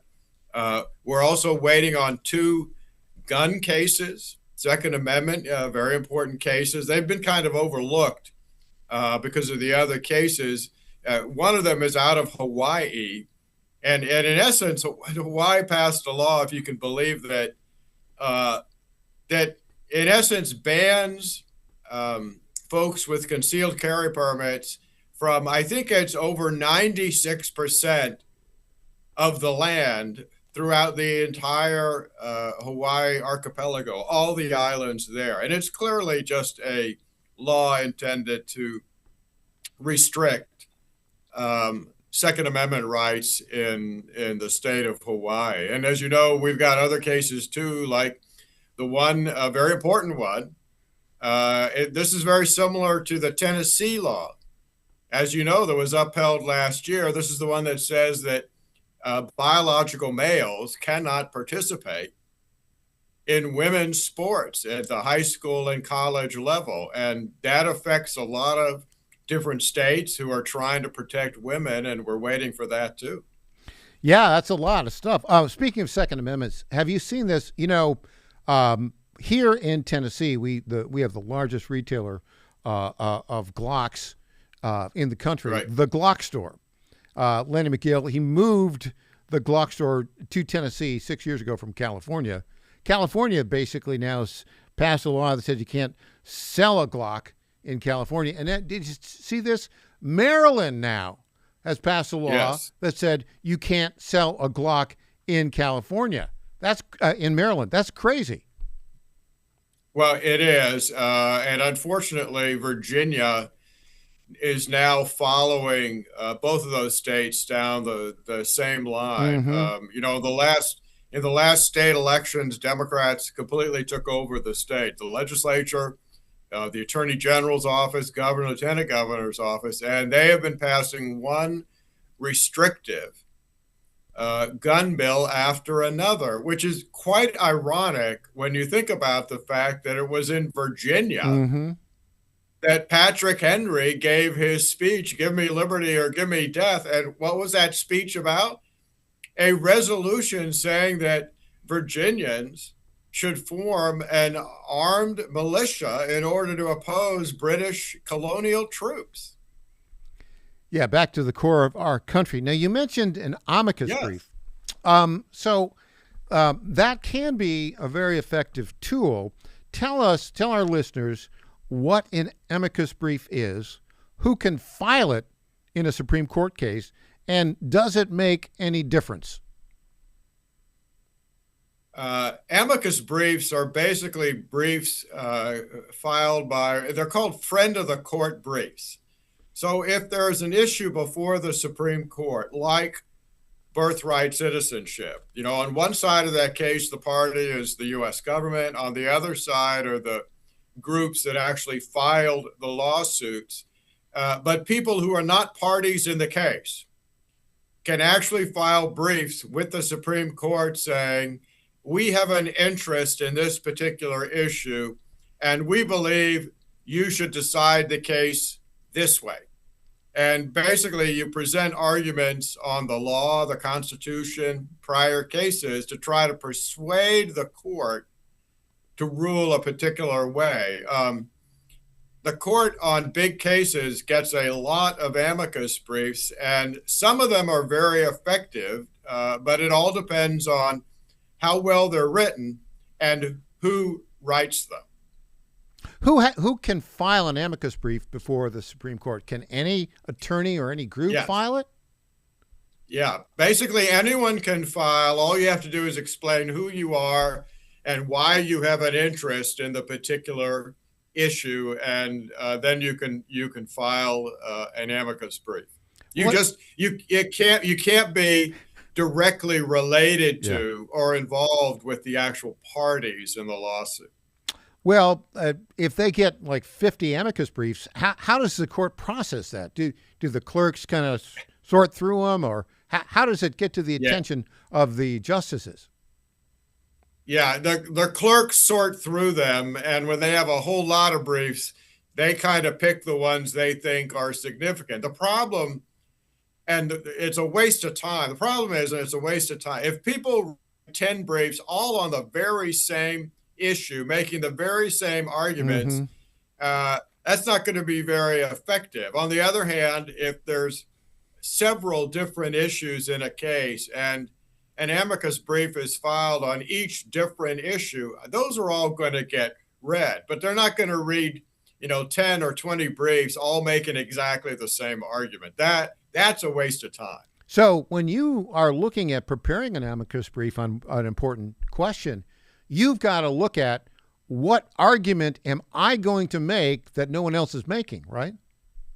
Yeah, that is the key to an effective brief, one that's going to get read by the Supreme Court justices. I'll give you a quick example of this, one that I organized actually a number of years ago.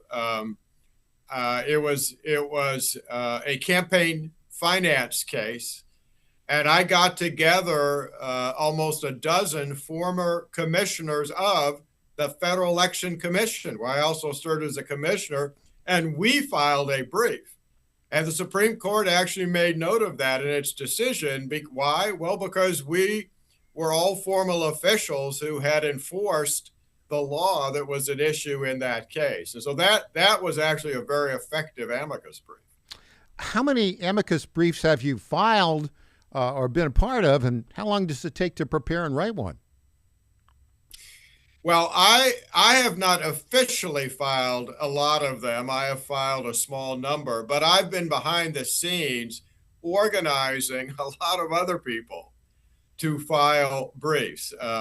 That's one of the jobs that we actually do at the Mies Institute, where I am now, which is try to organize the entire conservative community to file amicus briefs in important cases. And one of the reasons for that, and you will know this, look, we are outnumbered and outspent by advocacy organizations on the left. And frankly, for a long time, whenever an important case would get to the Supreme Court, they would always get lots of amicus briefs from the left side of the political aisle, but not so many from the conservative, what I actually call the constitutional side of the aisle. And one of the things we've really helped on is trying to increase our advocacy at the Supreme Court. Yeah, and that's very important. And my sense is with the current composition of the Supreme Court, the kinds of amicus briefs that you would file with the Edwin Meese Institute for the Rule of Law will probably get more attention these days than it would have gotten, 30 years ago. Oh, yeah, that's for sure, because we now have a very good, usual, solid majority on the court who actually will pay attention to the arguments that we make.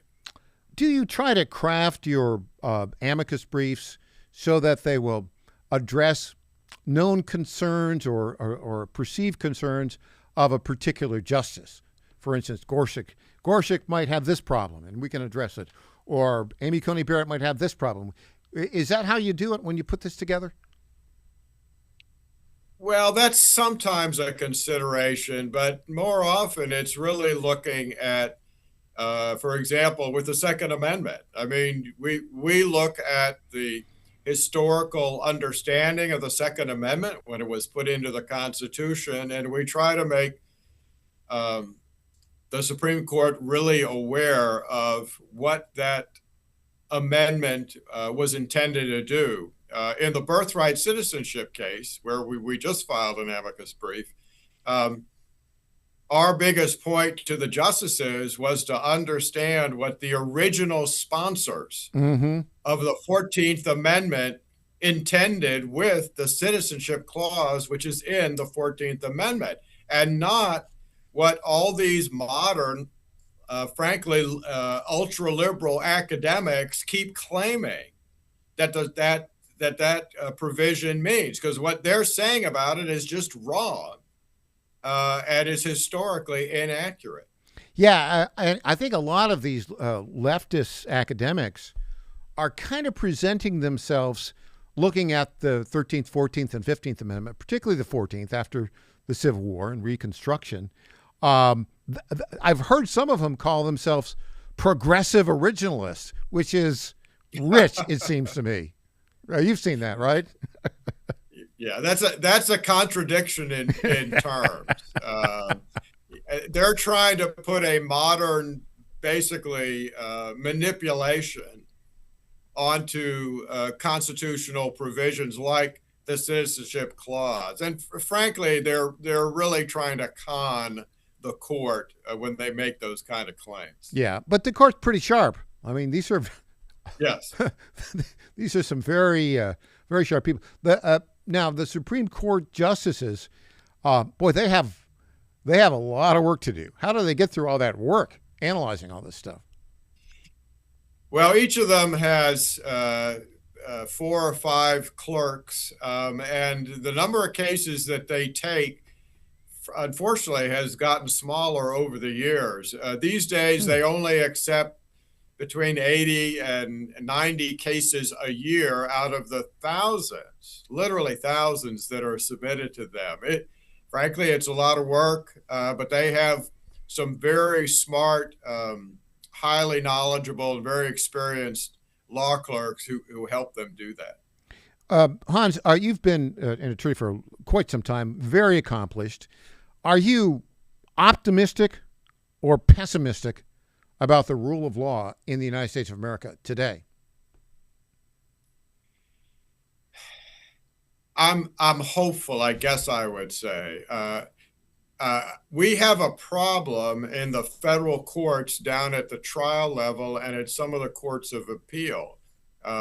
We have all these what I call renegade or rogue judges, almost all of them exclusively appointed by Joe Biden or Barack Obama, who frankly don't care about the Constitution or what the law is. And they keep issuing decisions that are just wrong and are clearly intended to get the ideological policy objective they want. Now, on the other hand, many of those most recent decisions, and this has happened a lot in the past year and a half under the Trump administration, many of them have been overturned at the Court of Appeals level, and they've been overturned at the Supreme Court level.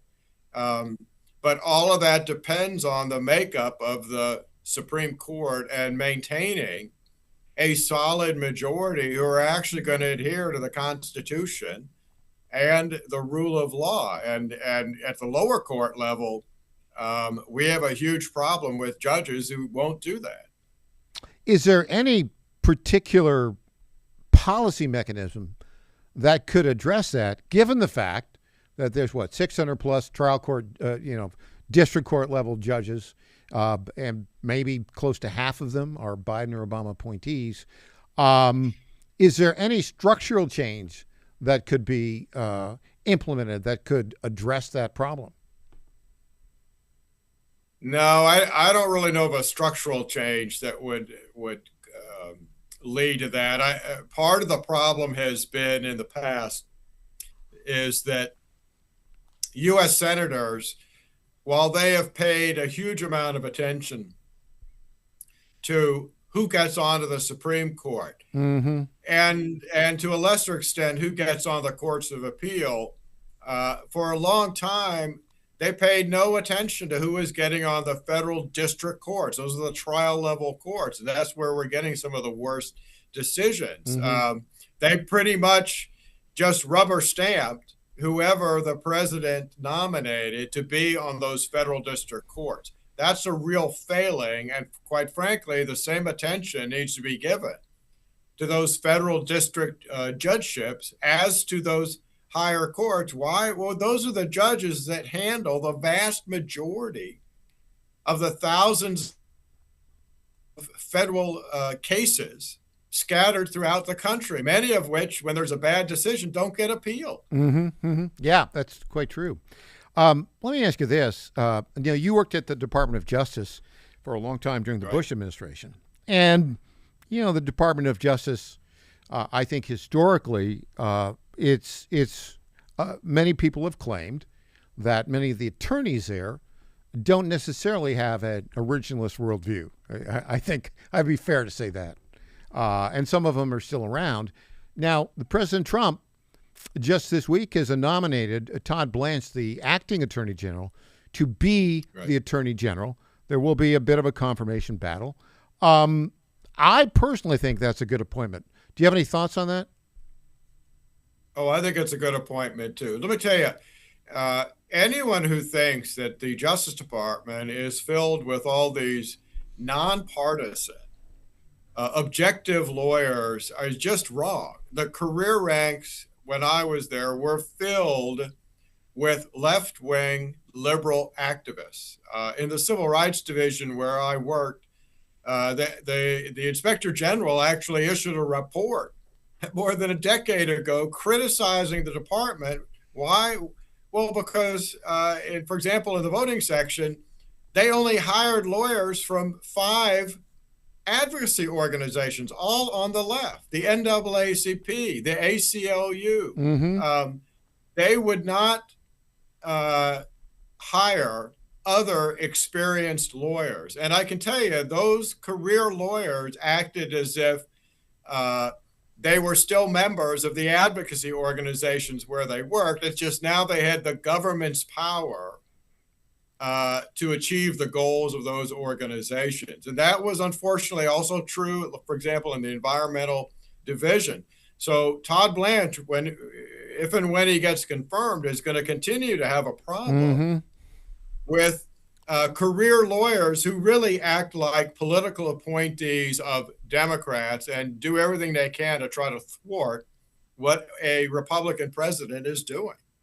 I was a little bit surprised when former assistant U.S. attorney for the Southern District of New York, now a columnist for National Review, Andy McCarthy. I don't know if you saw this, but Andy McCarthy came out with a column, I guess, day before yesterday, where he opposed the nomination of Todd Blanche. I was surprised by that. Did you see that, and did you have any reaction to it? I haven't read it, but while I often agree with Andy on a lot of issues, there are other issues I don't agree with him on, and this is certainly one of them. You may have seen that he also wrote a very critical column recently, actually upholding the dismissal by a Tennessee federal judge of the criminal indictment of an illegal alien who's been in the news a lot, who was indicted by a federal jury. Yeah, Kilmar Abrego Garcia. So-called vindictive exactly prosecution. right. It was totally made up. Right. Totally made up vindictive prosecution. And I mean, Andy, I got to have him on because let's just say you could not be more wrong in that case than he was, because we've covered that extensively. Right. I know you did, and you uncovered a lot of the evidence in that case. That dismissal by that judge was, as you say, just simply wrong, and yet Andy was upholding it. I don't think that's the correct assessment of the situation. Like I said, most of the time I agree with him, and I think he's a very good lawyer. But I think in this particular case, he's just wrong on the facts and the law. Yeah, I agree completely. I mean, we wrote a 4,000-word article explaining how wrong it was. Because Todd Blanche, had nothing to do with the charges there. The charges for human smuggling came because we at the Tennessee Star broke the story based upon our sources at the Tennessee Highway Patrol that he'd been stopped in November of 2022 and ordered released by the Biden-era FBI. That didn't come from the Department of Justice. That came from our reporting of a Tennessee state government source. Yeah, and we should mention not just human trafficking, but also the smuggling of drugs and guns. Yeah. And the grand jury had testimony from witnesses who were involved in the conspiracy. Absolutely. Hey, Hans, it is so great to have you on. Really appreciate it. Always enlightening. And we are delighted that you're continuing with your podcast that comes out once a week. Hans, thanks for joining us today. Sure, thanks for having me. All right, that's Hans von Spakovsky with Advancing American Freedom, the Edwin Meese Institute for the Rule of Law. Back with more after this.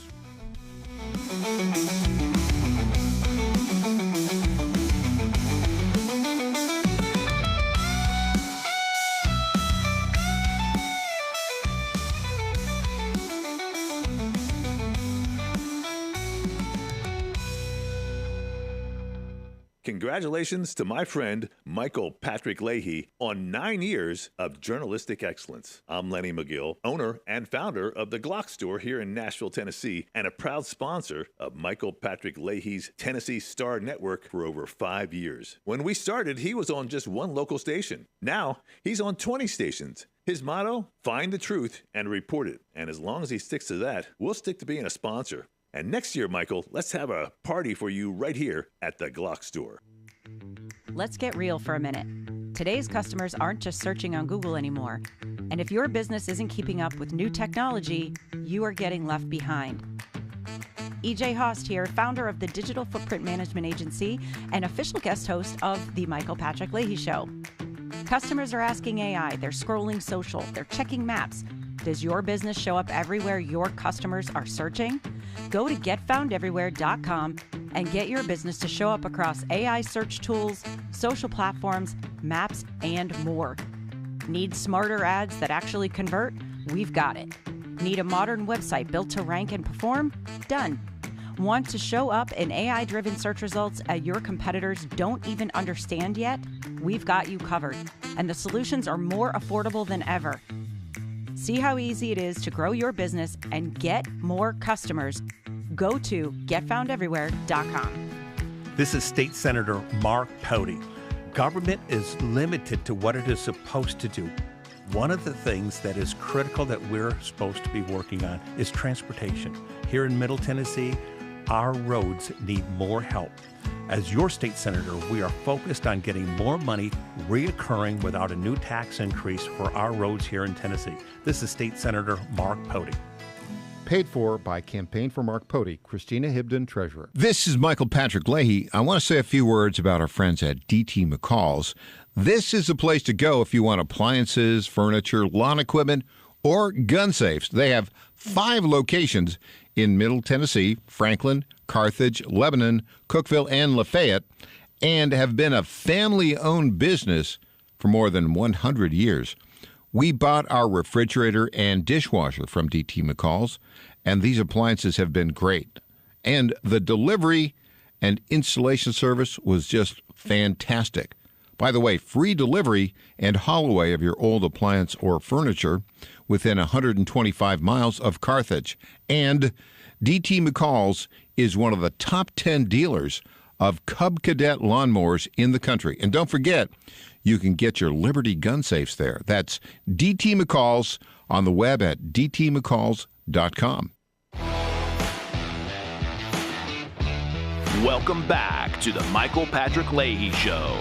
Now, here's Michael Patrick Leahy. And welcome back to the Michael Patrick Leahy Show, broadcasting live from our studios in Nashville, Tennessee. We've had a pretty rapidly moving show today. We had State Rep Monty Fritz in hour one. He's running for governor of Tennessee. Had a good back and forth interview with Monty in the first hour. In our second hour, we heard from Jeff Clark, the great attorney with the Oversight Investigation Group, talking about what they're trying to do to get 1 million deportees this year. Then we heard from Phil Klein about election irregularities in California. Then, what? But wait, there's more. Then Todd Papper joined us, talking about the Memphis Safe Task Force, and the litigation that's not going to succeed. It's trying to stop the congressional redistricting. And then a terrific interview with Hans von Spakovsky there with the Edwin Meese Rule of Law. Our number, if you want to call in our last segment today, is 615-814-2848, 615-814-2848. What do we need? Well, we need three things. We need, number one, your name, number two, your state of residence, and three, your topic. Now, usually we'll say, okay, we need a topic that we're talking about, but this is like, open season. You can talk about whatever you want to in this segment. 615-814-2848. And as always, you can watch us live and in living color 3 hours a day on our X feed and also on Rumble, YouTube, Roku TV, Apple TV, and Firestick TV. And then you can listen to us on Spotify. So there you go. All right. I want to go through a couple things here. At the top story of the day, we saw that, Donald Trump has ordered some bombings of Iran.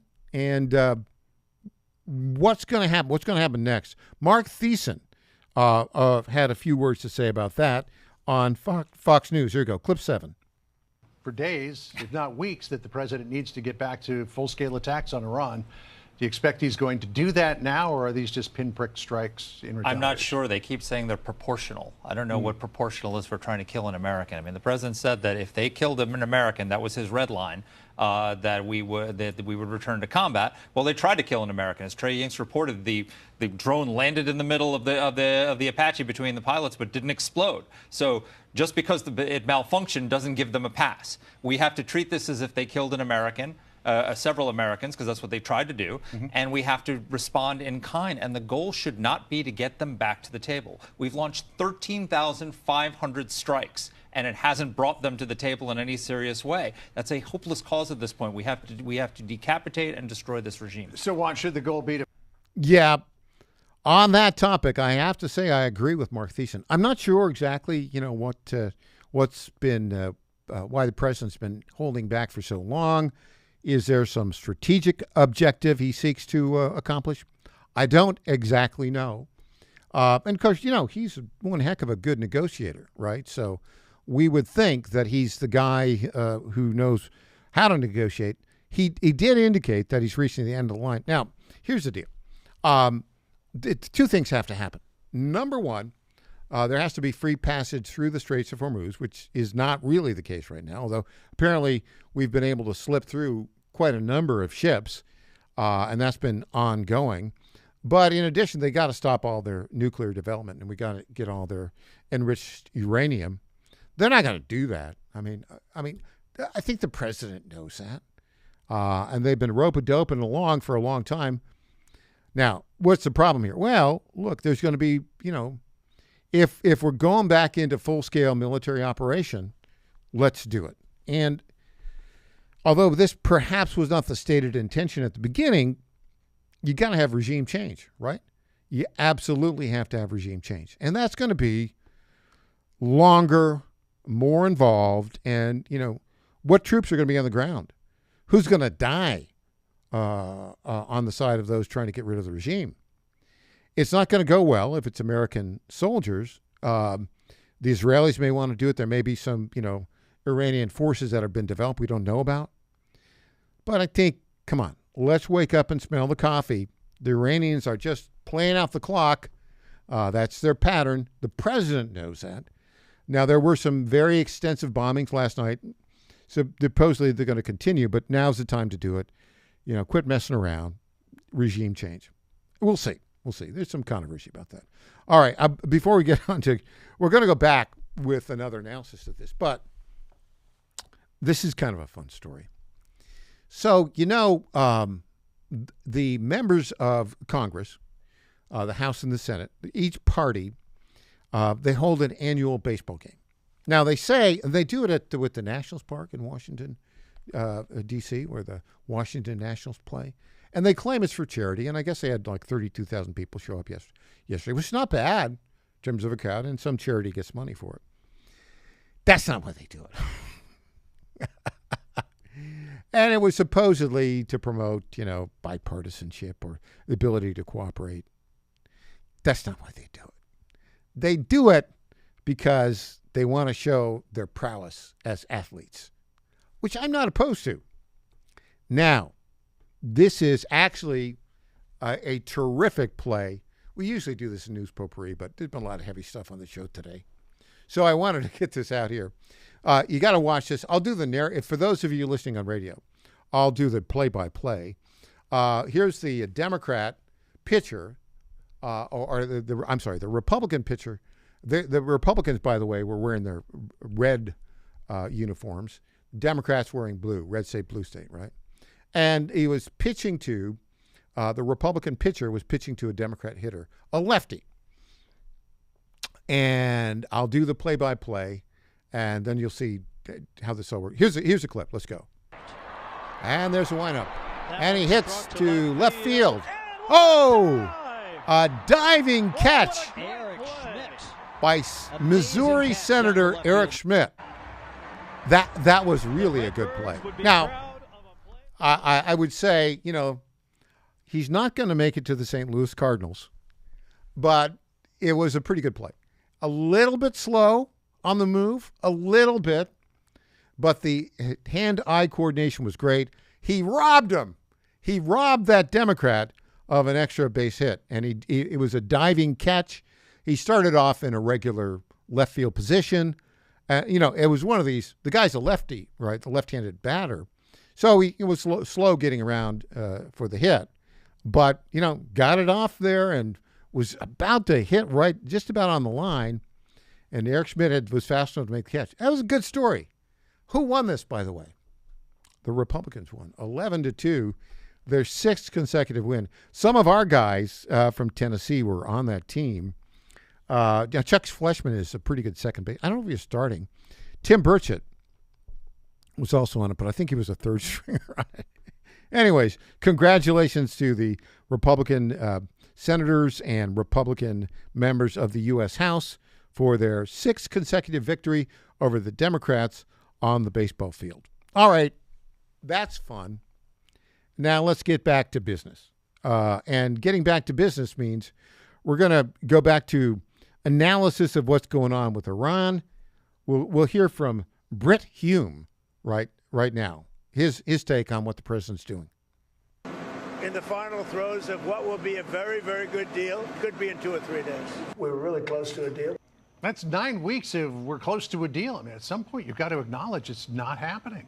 Yeah, and John, you begin to wonder sometimes that the president isn't speaking to two entirely separate audiences here. He dealing with the Iranians and telling the American public and consumers and owners of stocks that we're close to a deal in the hope perhaps that will calm the petroleum markets.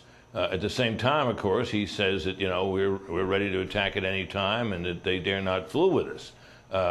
So I think it's a bit of a mystery here as to exactly where we are. Yeah. But certainly it is the case that our generals and some external experts, Jack Keane among them, who contribute so much to us, believe that there was a lot of unfinished business at the time we went into the ceasefire, and that it's time we go ahead and finish that business and see where we are once that's done. All right, well, we'll see what happens for the rest of the evening, but it seems as though it's just defensive or self-defensive retaliatory strikes going on right now. We'll see if it broadens out at all. Brick, great to catch up with you. Thanks so much. Well, you know, what's going to go on with that? I think Trump knows what he's doing on it. And what he's saying there is, I think, designed to kind of keep the domestic opposition low. I would be surprised if we don't go a full-on assault, and it basically doesn't set in motion a regime change. I mean, I think that's kind of where you got to go. Now, here's what's very interesting about this. What's very interesting about this is the price of oil. Have you seen this? Now, like $100 a barrel is like the big problem, right? You get $100 a barrel, then your gas prices go up. Domestic politics is a problem. We are, a little less than 5 months until the midterm elections. Right now, it looks like, maybe the Republicans can keep the House, maybe not. It's all somewhat volatile. But I noticed yesterday morning, the price of a barrel of crude oil was, I think, $92. Then the president made a kind of an announcement that said, "Yeah, we've been slipping through. We've been guiding through." We've got that clip. Okay, let's get the president right now saying, "Yeah, we've been slipping through some of these oil tankers here. Nobody knew about it." He made that announcement last night. Let's hear what he had to say. Which I'm just announcing today for the first time. But we've been taking out millions of barrels of oil. Millions of barrels.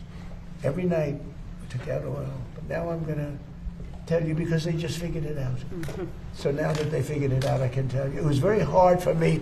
I wanted to say it so badly, but I didn't want to ruin it. But it was very hard. But millions of barrels of oil has come out. So what he's saying is, the Iranians are saying, they've shut down the Straits of Hormuz. Pretty broad there. On one side, it's Iran. On the other side, it's Oman and a couple of the other Gulf states. And they've been claiming it's a $2 million toll to get through. Well, apparently the Americans have been guiding ships through on the Oman side, and millions of barrels have gotten through during this, quote, shutdown of the Straits. And then that's why they, tried to shoot down this helicopter. They did shoot down the helicopter, but the two pilots survived because they were rescued by literally a drone boat. Yeah, that's kind of something. How 21st century is that, right? But anyways, the point in all this is what's happened to the price of crude oil. After the president made that announcement, the price of crude oil, a barrel, went down for a while to $88 a barrel. And that was after, he said, look, we're going to bomb the you-know-what out of them tonight. I don't know exactly where this is going to go, but I think it does have to go a certain place. And the place that it has to go is, in essence, it's going to have to be regime change manufactured one way or another. Okay, so we got that. We have more also Democrat skullduggery to talk about. And it goes back to the very beginning of the Trump administration when you had a bunch of Democrats engaged in, illegal leaking of false information designed to end up in the prosecution of Donald Trump. Jonathan Turley has a few things to say about that. Let's go with Jonathan Turley, clip 3. It doesn't get much more serious than that. The chairman of the House Intel Committee doesn't have declassification authority over these types of documents. They are made available to Congress under very tightly controlled rules. This has been a source of tension for years. And members of both parties have gone out of their way to assure that this material would be closely held and not weaponized. Schiff was viewed as one of the most political chairs of that committee in its history. And this is a truly chilling account, if true. Now, when I first read it, frankly, I was taken aback because it's perfectly moronic to commit such a felony with a planning conference meeting with staff. That's not usually how things are leaked in Washington, D.C. What makes this different, Will, is that this was a statement made to FBI agents. The person who made this statement was no doubt aware that lying to FBI agents is not just a crime, but a crime that was repeatedly prosecuted during prior administrations, including the Obama and Biden administrations. Right. So making this statement puts you at risk. That's why someone's lying here and someone's a felon. Okay, well, let's just for a moment hypothetically take this whistleblower at their word. Let's assume for a moment that it's true, Professor. What kind of punishment follows for leaking classified information? Well, this is a very significant punishment. You can have, in addition to having multiple counts, you can easily go 10 years in terms of a sentence, if not more, depending on the circumstances and the number of violations. Each of these leaks is an individual violation. Each of these documents would likely be charged as a violation. That type of count stacking is precisely what Mueller and others did. Remember, these are these are very similar to the types of claims made against Donald Trump in Mar-a-Lago, that he removed material and improperly stored them. There were also allegations that he might have revealed them to third parties. But this is much more serious in one sense. Trump was accused of negligence in most of these counts. This would be a premeditated criminal act to release classified information to damage one's political opponent. Okay, so what's the theme here? We're going to play another clip, and then we'll get to news potpourri in just a second. What's the overarching theme? Democrats are scofflaws, and Democrats pay no attention to the law. And what's the business model for the Democrat Party? Hello. It's to have fraudulent elections and give your taxpayer money to the friends that help get them elected through NGOs and various things of that nature. I got one more thing here before we get to news potpourri. Examples of Democrats aligning with the socialist dirtbag who just won the Democrat nomination for U.S. Senate in Maine. That would be Graham Plattner. Here is Senator Chris Coons from Delaware. He said there's nothing out there that's actually concerning. My question to you is his definition of concerning the same as yours? He had a tattoo, which is a Nazi tattoo. A Totenkopf there has definite Nazi symbolism. The New York Times and the Wall Street Journal reported there was physically violent toward an ex-girlfriend. There were all the posts he made. He says that's not concerning. Is that the same view of concerning that you have? Well, John, that's a judgment the voters of Maine will ultimately make. Okay, let's just stop. That is what you call the ultimate dodge. Well, folks, it's that time of day again. It's time for News Potpourri. Yes, ladies and gentlemen, News Potpourri. This is the portion of the program we talk about those stories that are of note, don't necessarily merit a full segment, and may have a touch of irony. Let's get to this one first. In the NBA Finals yesterday, going into yesterday's game, it's the New York Knicks, who haven't won an NBA championship since 1973. In Madison Square Garden in New York, they lost Monday night, but last night, and so they were ahead 2-1 over the San Antonio Spurs. Well, it didn't look so good for them at the beginning of the third quarter when the Spurs had a 29-point lead. But guess what? They worked their way down, and they worked and got that lead down. With 1.2 seconds left, they were down by 1 point. It was 106-105. The Spurs were ahead. Looked like maybe the Spurs would hang on. This is crazy. So one of the guards launched a three-pointer. It missed, but a 6'5" forward jumped up, took the tip in, pushed it back in, and with 1.2 seconds left, it went in. And the Knicks won 107-106. I think that is the greatest comeback in NBA playoff history. And San Antonio Spurs fans are going, oh, not good. Not good at all. All right. We've got this clip we want to play. Remember the Act Blue president who the oversight committee hearings. Act Blue is the fundraising entity where they do online fundraising for all sorts of Democrats.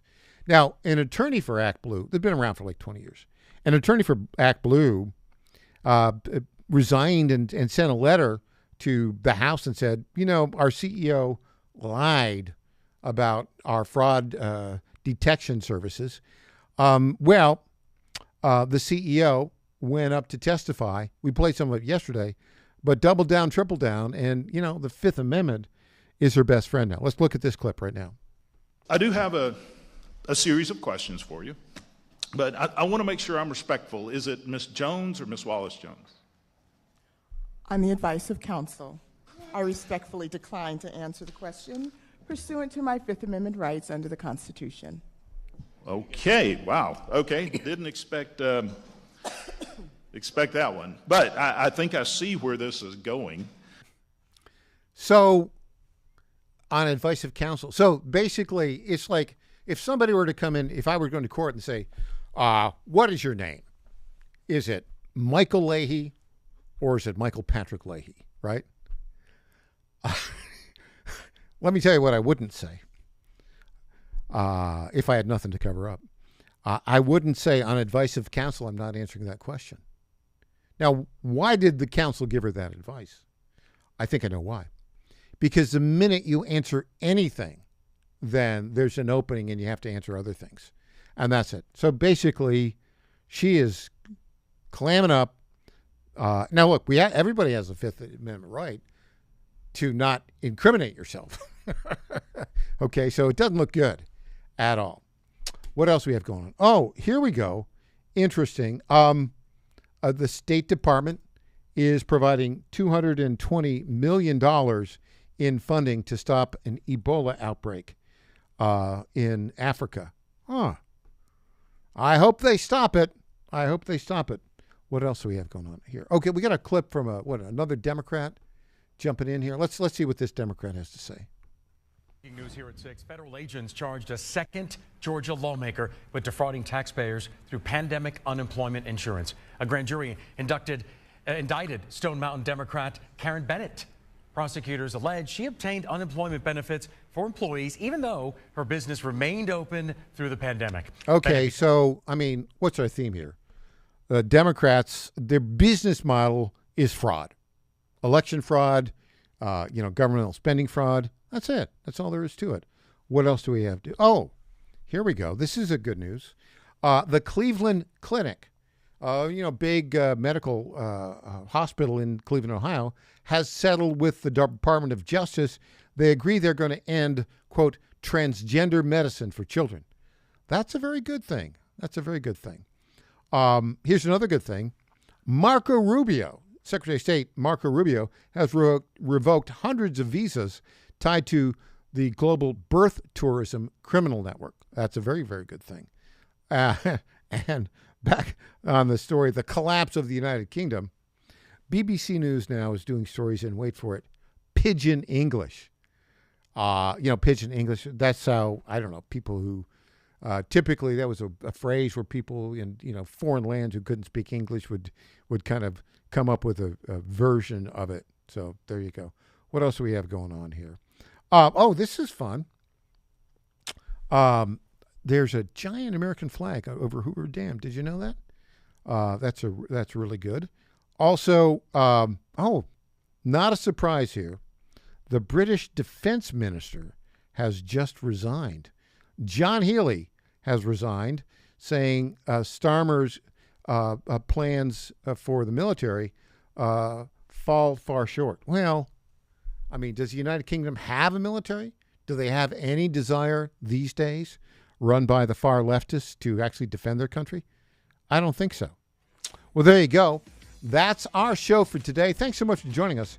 We'll be back tomorrow morning at 9 o'clock. E.J. Haast, Don Palmer with the Heritage Foundation, and our man in Washington, Neil McCabe. Back after this tomorrow morning, 9 a.m. TennesseeStar.com. I'm Michael Patrick Leahy.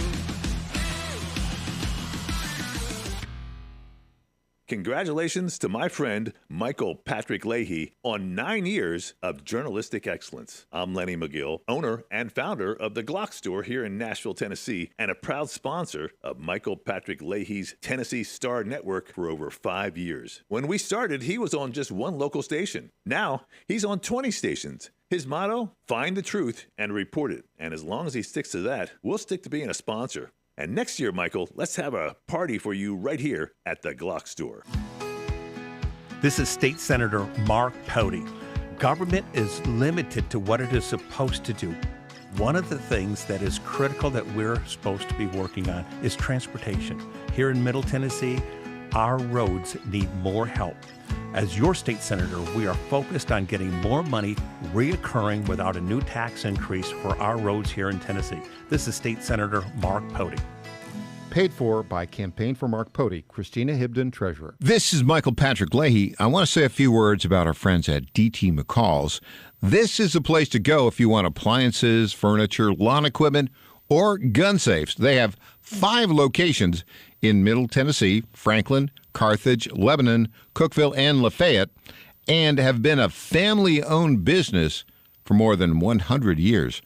We bought our refrigerator and dishwasher from DT McCall's, and these appliances have been great. And the delivery and installation service was just fantastic. By the way, free delivery and haul away of your old appliance or furniture within 125 miles of Carthage. And DT McCall's is one of the top 10 dealers of Cub Cadet lawnmowers in the country. And don't forget, you can get your Liberty gun safes there. That's DT McCall's on the web at dtmccalls.com.